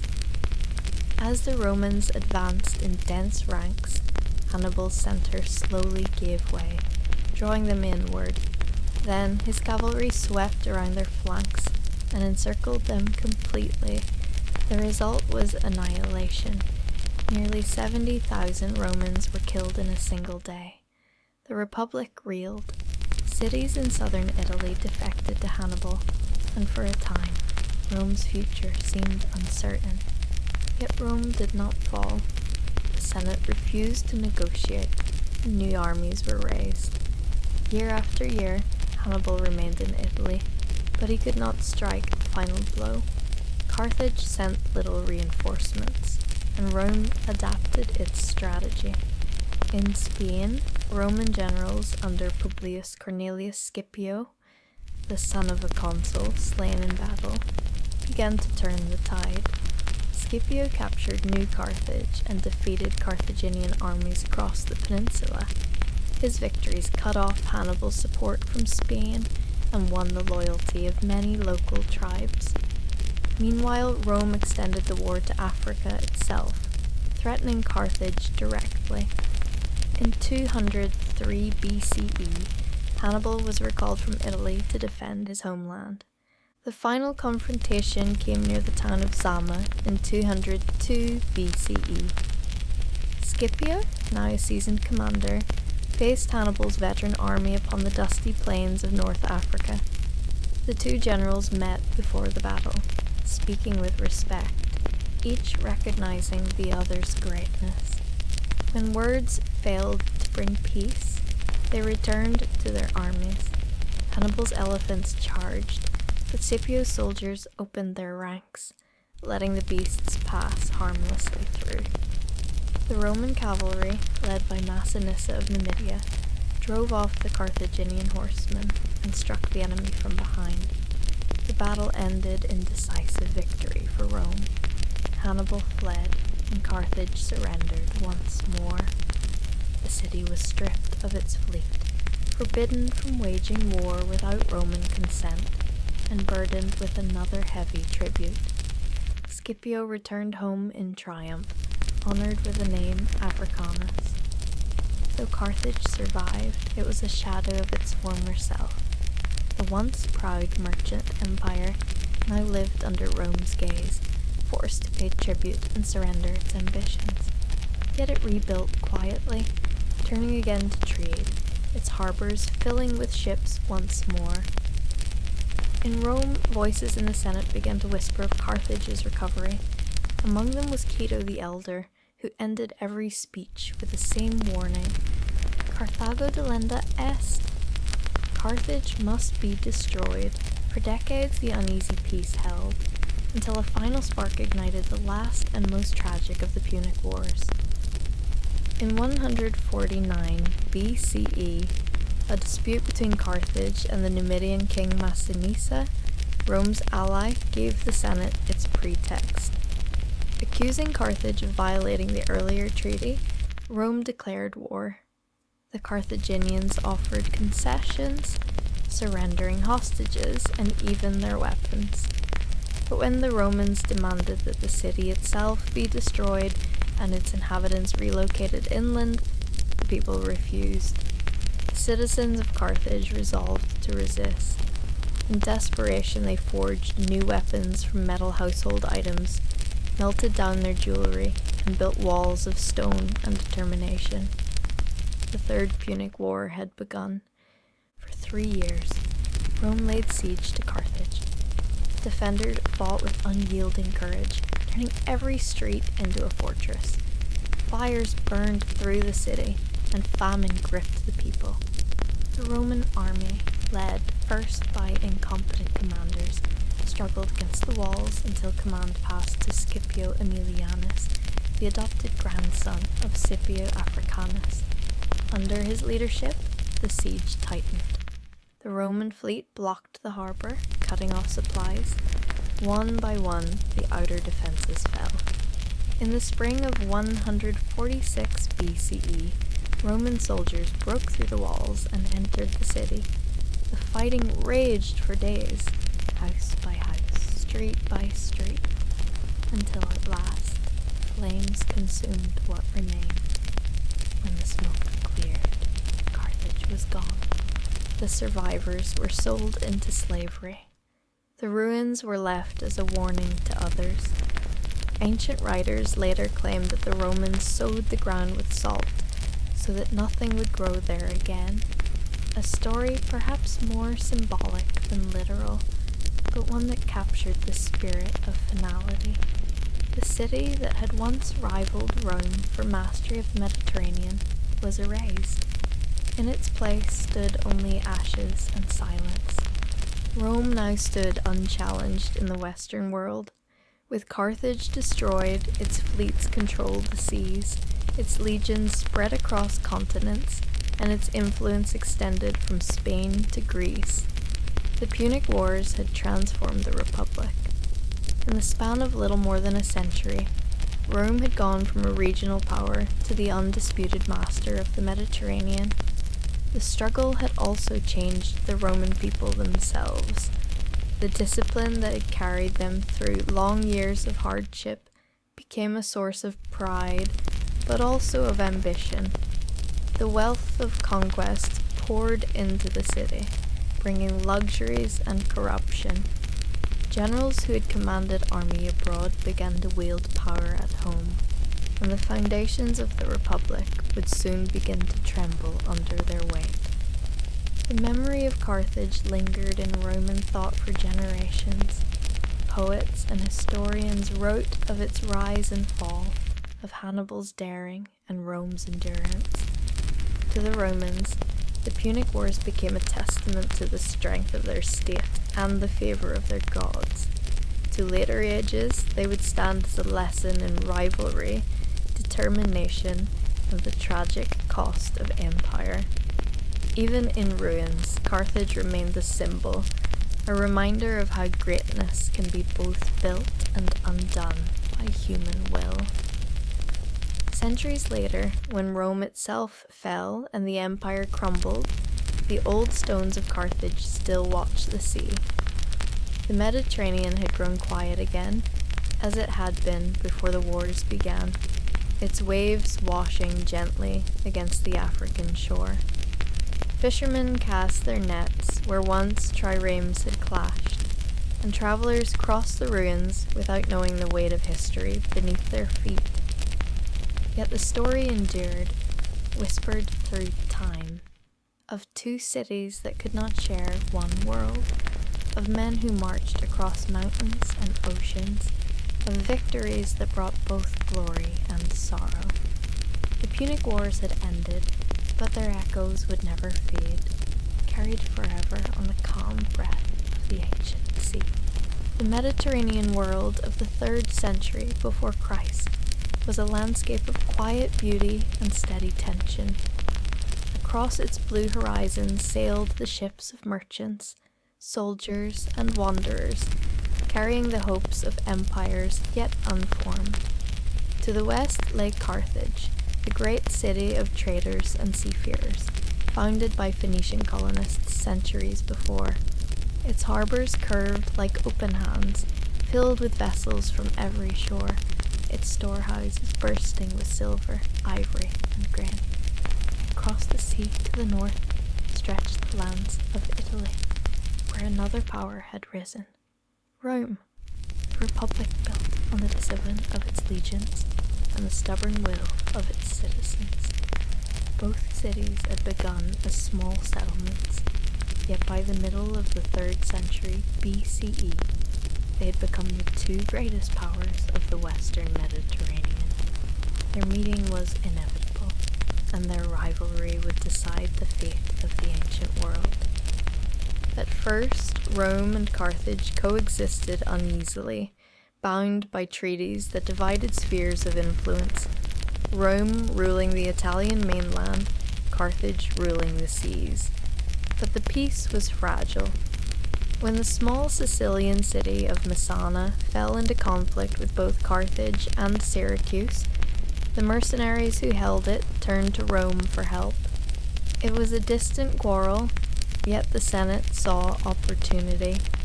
The Carthaginian presence in Sicily was too close to ignore, and the merchants of Carthage threatened the grain routes that fed Rome. In 264 BCE, Roman legions crossed the narrow strait, marking the beginning of the First Punic War.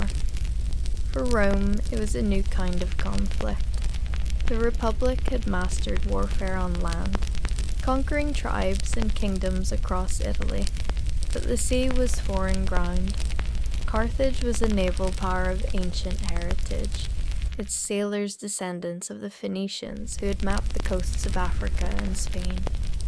The Carthaginian fleet was vast and swift, manned by crews trained from childhood. Rome's soldiers had courage, but little experience on ships. When their first fleets met the Carthaginians, disaster followed. Ships capsized, storms claimed entire squadrons, and men drowned in unfamiliar waters. Yet the Romans refused to yield. From the wreckage they learned, rebuilt, and adapted.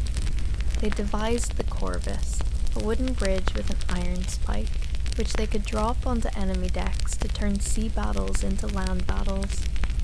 With this invention, their legions found their footing even on the open sea.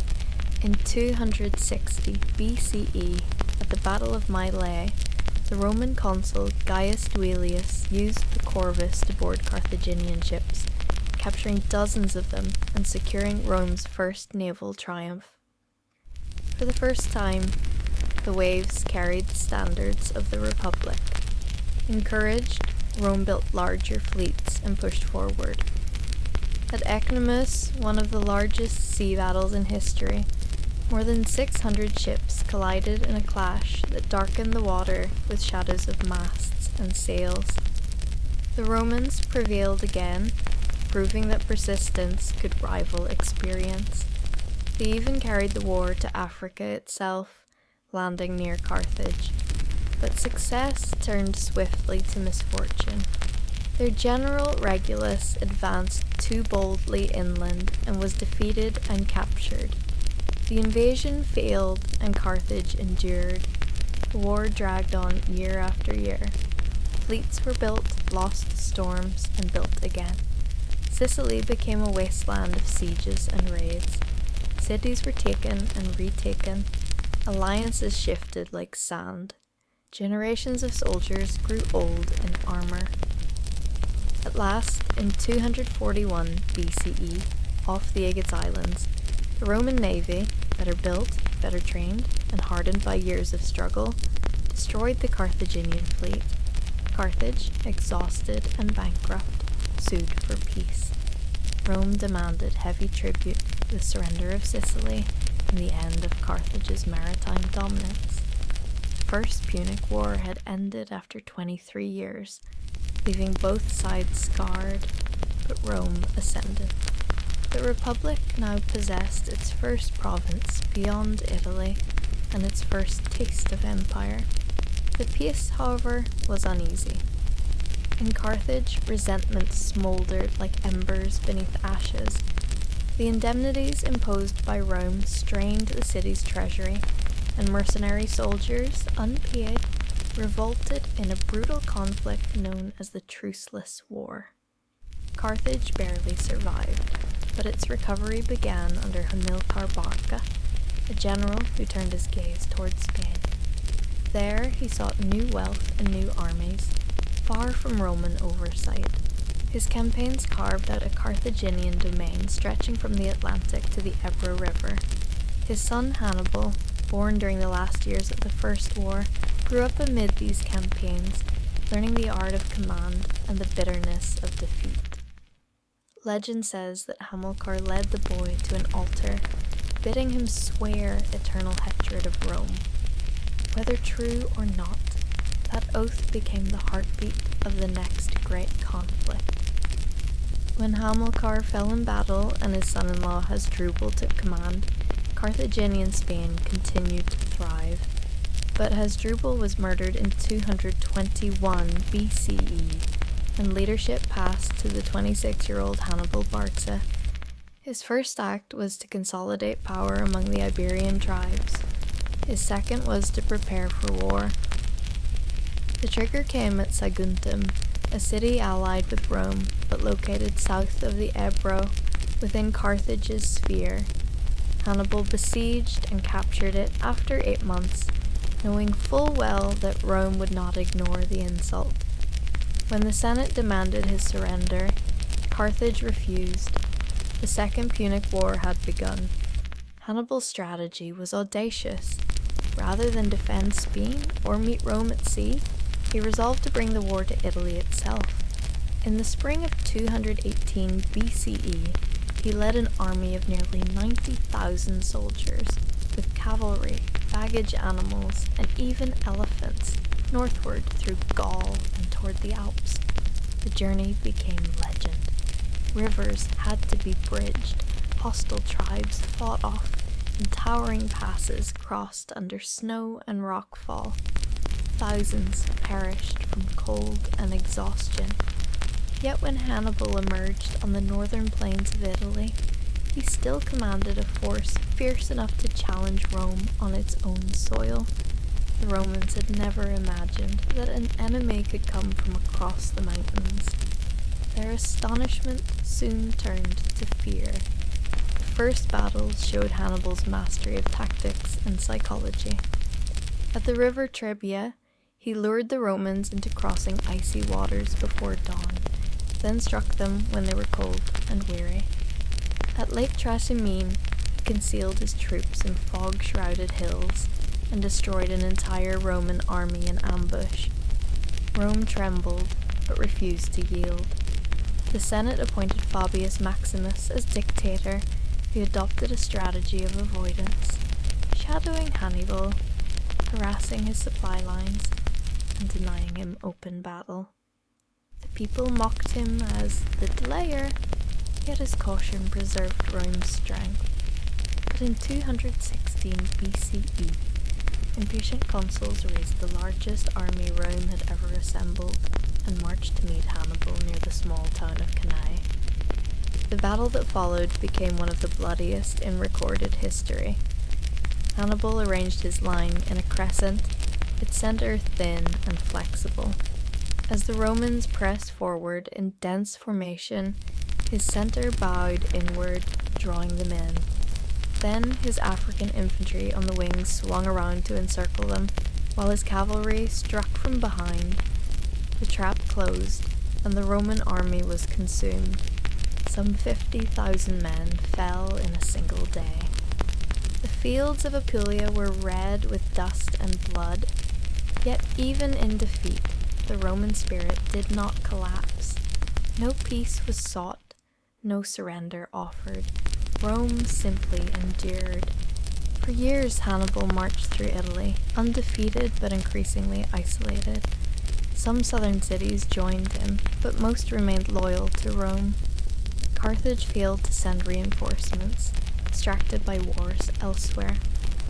Gradually, Rome adapted its strategy. Instead of facing Hannibal directly, its generals attacked Carthage's holdings in Spain and the Mediterranean islands. Among them was the young Publius Cornelius Scipio, son of a consul killed in Spain. Scipio learned from Hannibal's methods: speed, deception, adaptability, and soon turned them against Carthage itself. By capturing New Carthage and securing alliances with local tribes, he cut off Hannibal's base of support. Spain fell into Roman hands. In 204 BCE, Scipio proposed a bold plan to carry the war to Africa. The Senate hesitated, but its reputation persuaded them. Crossing the sea, he landed near Carthage and allied with the Numidian prince Massinissa. His victories forced Carthage to recall Hannibal from Italy. After 15 years on foreign soil, the Carthaginian general returned home to defend the city he had once left as a young man. In 202 BCE, the two greatest commanders of the age faced each other on the plains of Zama. They met before the battle, speaking with mutual respect, both aware that the fate of the Mediterranean rested between them. When diplomacy failed, the armies formed ranks. Hannibal's elephants charged first, but Scipio's troops opened corridors, letting the beasts pass harmlessly through. The Roman cavalry, aided by Massinissa, outflanked the Carthaginians and struck from the rear. Surrounded, Hannibal's veterans fought until overwhelmed. The Second Punic War was over. The peace that followed was severe. Carthage surrendered its fleet, paid vast reparations, and agreed never again to wage war without Rome's consent. Hannibal, still admired by his people, sought to reform Carthage's government and finances, but his success aroused Roman suspicion. Pursued by Roman agents, he fled eastward, seeking refuge in the courts of foreign kings. Years later, surrounded by enemies and unwilling to be captured, he took poison, ending his life far from the city he had tried to save. His final words were said to lament Rome's fear, that even in death, Hannibal remained a threat. Carthage, stripped of power, turned inward. Its citizens rebuilt their commerce, and the city prospered once again as a center of trade. But in Rome, many feared its revival. Among them was Cato the Elder, who ended every speech in the Senate, no matter the topic, with the same phrase, Carthago delenda est, Carthage must be destroyed. Decades passed, but the sentiment lingered. When a new dispute erupted between Carthage and Massinissa of Numidia, Rome found the excuse it had long sought. In 149 BCE, Roman envoys demanded impossible terms. First the surrender of weapons, then the evacuation of the city itself to a new inland site. The Carthaginians agreed to the first, but not the second. They would rather die than abandon their home. And so began the Third Punic War, a siege that would last 3 years and end the story that had begun a century earlier. The Romans encircled Carthage by land and sea. The defenders, unarmed at first, melted down bronze, forged weapons from household tools, and trained every able body, even women, to fight. The city became a fortress of desperation. Every street was a barricade, every rooftop a watchtower. Hunger stalked the people, but their resolve did not break. At last, command passed to Scipio Aemilianus, the adopted grandson of Scipio Africanus.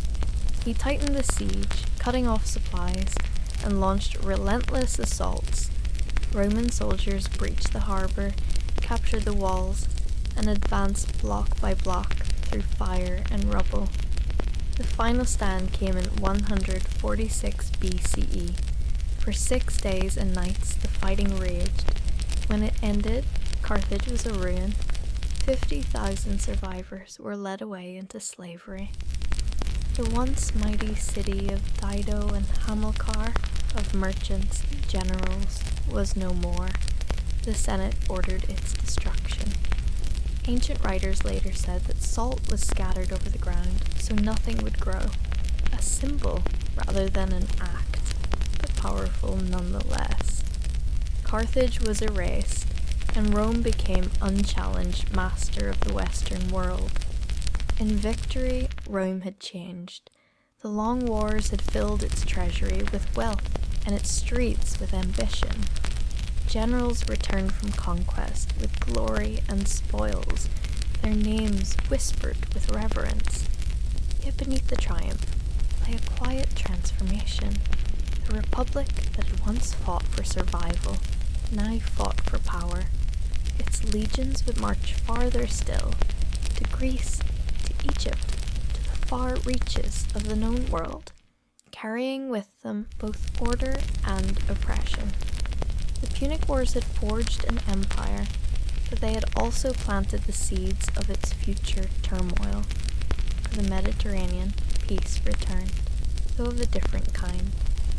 The sea that had once echoed with a clash of triremes now reflected the marble temples of Rome. Trade flowed freely, and cities rose upon the ruins of the old.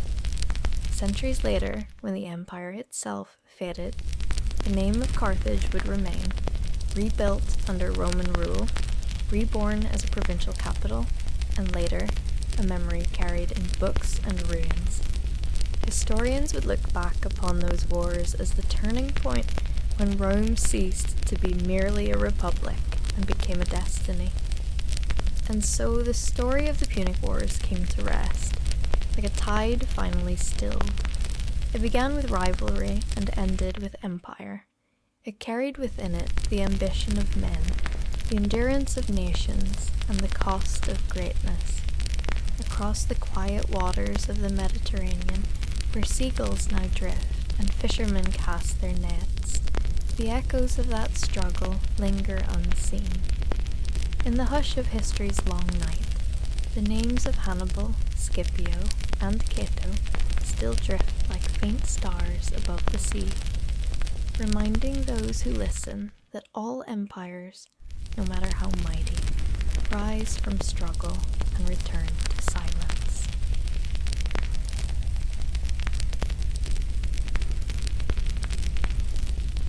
The Macedonian Wars.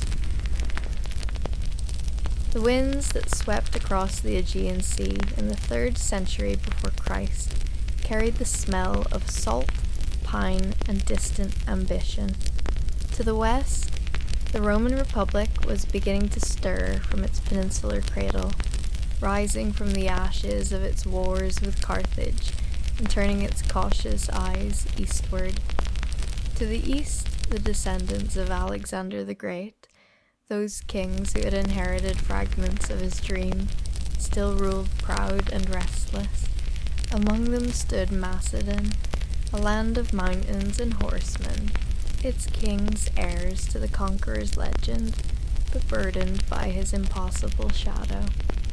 It was here, between the marble shores of Greece and the fertile plains of northern Illyria, that the long and weary story of the Macedonian Wars would unfold. A century of struggle that would see the old Hellenistic world bow before the rising power of Rome. The first flicker of conflict began in the year 214 BCE, in the uneasy quiet following the First Punic War. Rome had defeated Carthage once, but still watched the Mediterranean with wary eyes. Across the sea, King Philip V of Macedon, young and daring, saw opportunity in Rome's distractions. He was a ruler of energy and ambition, descended from Antigonus and the proud line that had ruled since Alexander's age. His armies were disciplined and his phalanx deep, thousands of men in shining bronze, spears like a forest under the sun. In his halls at Pella, Philip dreamed not only of defending his realm, but of reviving Macedonian glory. The western seas beckoned, and the fall of Rome's enemies seemed to promise a chance to expand. But fortune and timing are cruel masters. When Philip aligned himself with Hannibal of Carthage during the Second Punic War, hoping to strike while Rome was preoccupied in Italy, the alliance proved hollow and ill-fated. The first of the Macedonian Wars began not with mighty battles, but with uneasy maneuverings across the Adriatic. Rome's attention was divided, yet it would not ignore a threat that reached toward its eastern borders. The Roman Senate dispatched small fleets and legions to Illyria, forming alliances with Greek city-states long wary of Macedonian strength. The Aetolian League, Pergamon, and other Greek powers joined with Rome, seeing in the distant republic a tool to check the power that had so long dominated the north. For nearly a decade, the First Macedonian War lingered without decision. Skirmishes flickered like campfires in the dark, small raids along the coast, sieges of minor towns, shifting alliances as Greek leagues changed sides. Philip's fleet was too small to challenge Rome at sea, and Rome, still fighting Hannibal in Italy, had no strength for full conquest. Yet the war served its purpose. It drew the eyes of Rome toward Greece, and it marked Macedon in the Senate's mind as a kingdom not to be trusted. By 205 BCE, the Peace of Phoenice ended the struggle, leaving Philip intact but wary.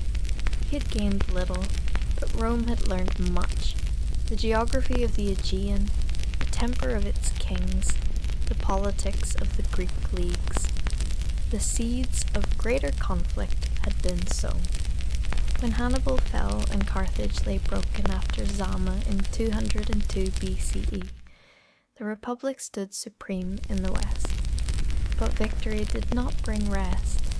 The senators of Rome, cautious of distant threats, began to cast their gaze beyond the Adriatic once more. Reports reached them that Philip V had turned his arms eastward, allying with Antiochus III of the Seleucid Empire and attacking the wealthy cities along the Aegean coast.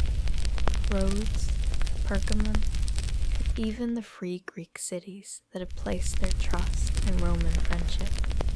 Merchants from the eastern seas came to the forum, whispering of Macedonian fleets, of plundered islands and threatened trade.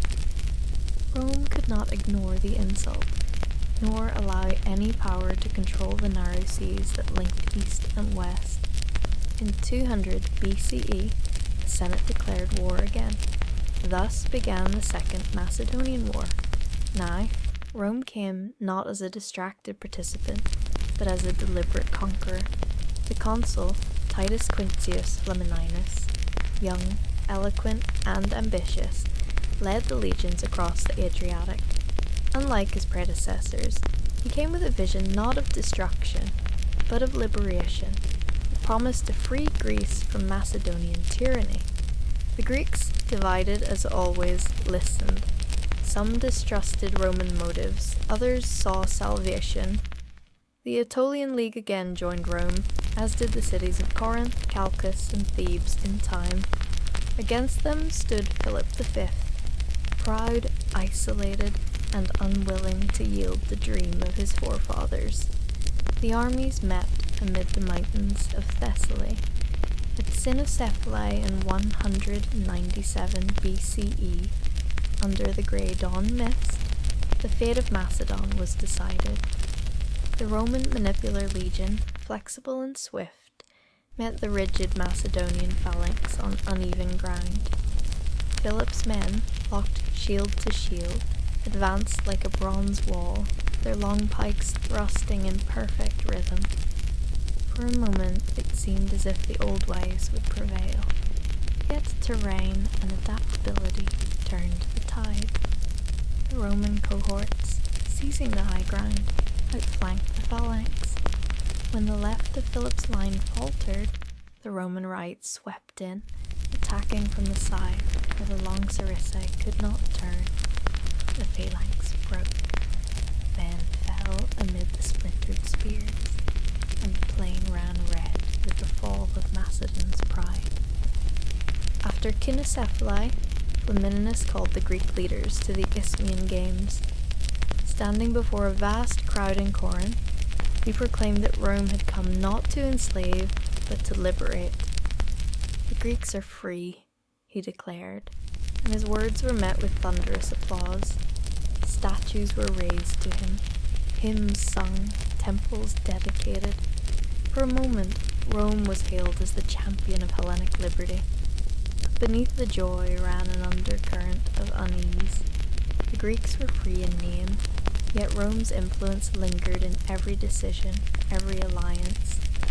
Philip V was humbled, forced to abandon his fleets and pay tribute, but his throne remained.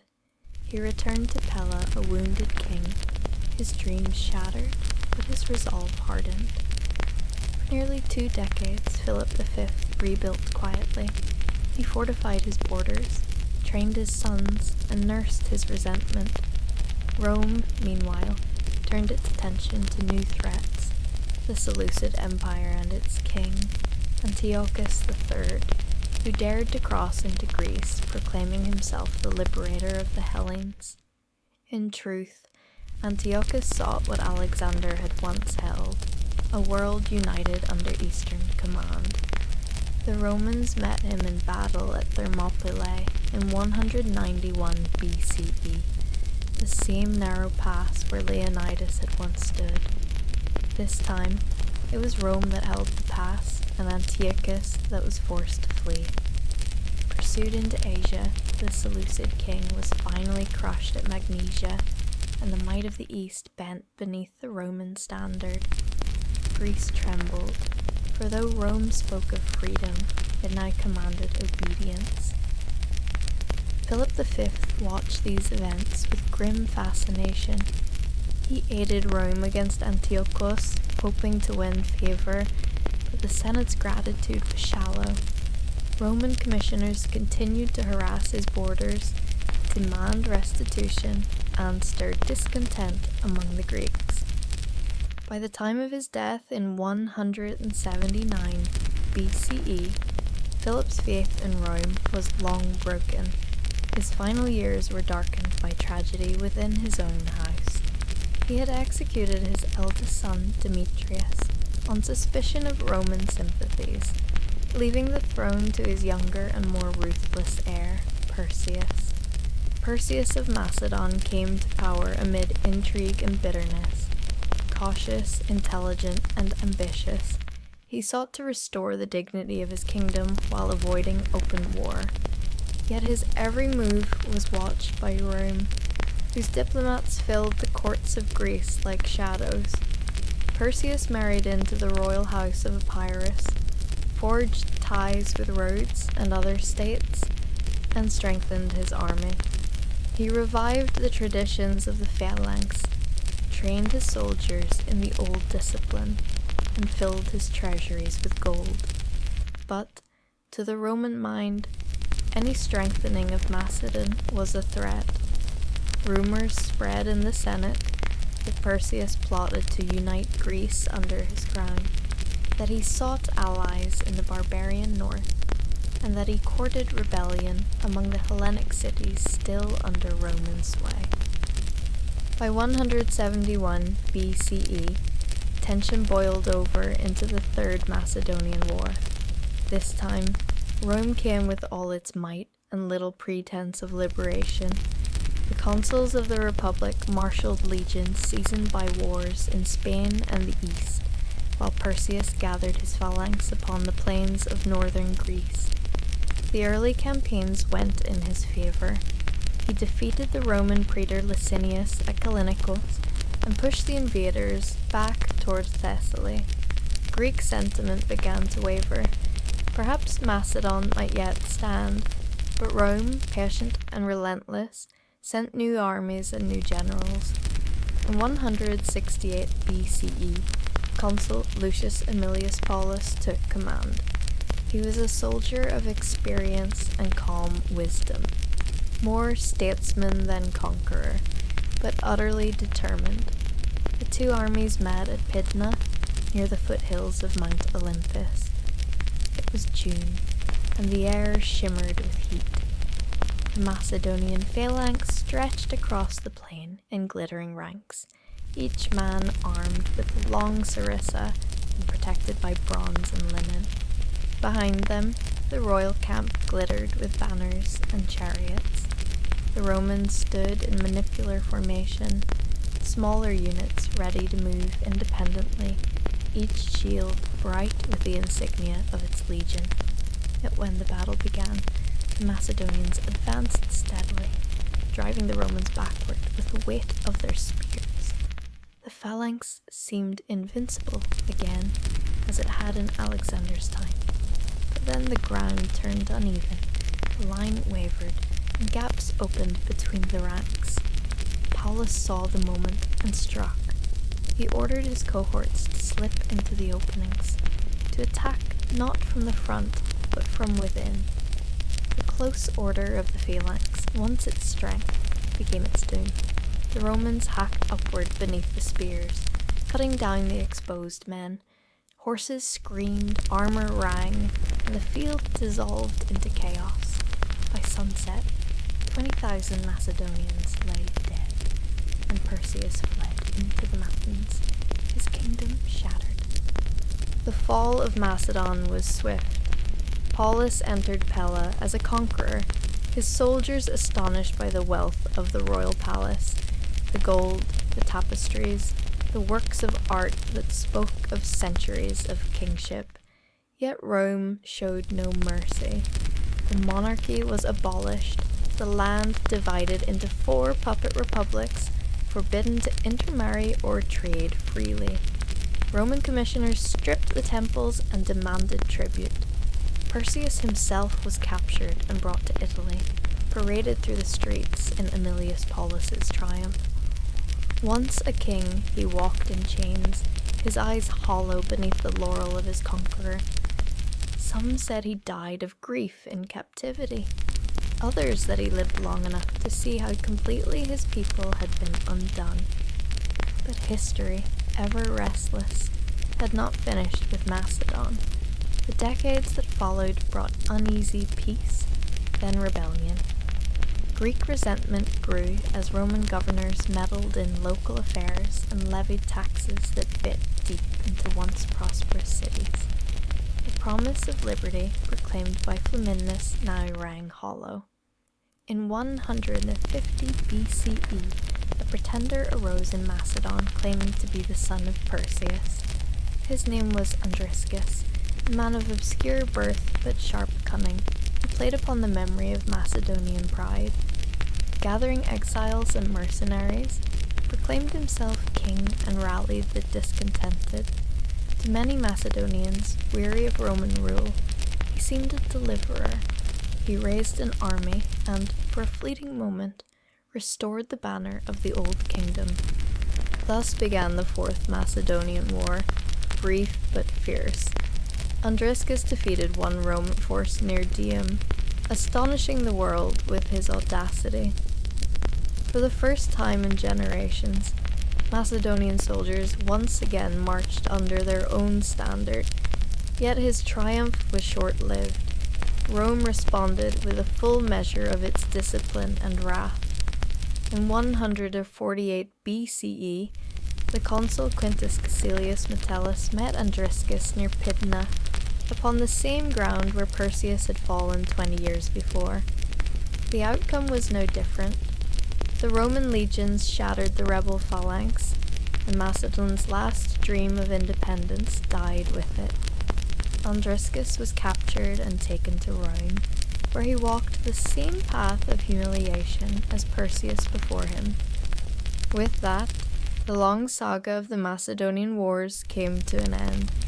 The Senate decreed that Macedon would henceforth be a Roman province.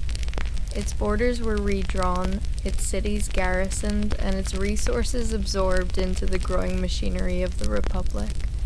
The Hellenistic world, the kingdoms that had once sprung from Alexander's conquests, was now under Rome's shadow. To the south, Greece itself would soon share the same fate. The year after Macedon's fall, Corinth was sacked, its treasures carried off, its people enslaved. The torch of the old Greek world flickered and dimmed, leaving only the marble bones of its temples and the echoes of its philosophers.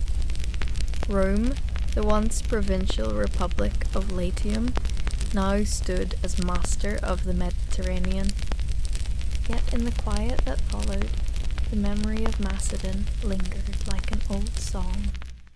Travelers who crossed the plains of Thessaly spoke of broken columns and silent cities, of the ghosts of phalangites, whose spears still glimmered in the moonlight.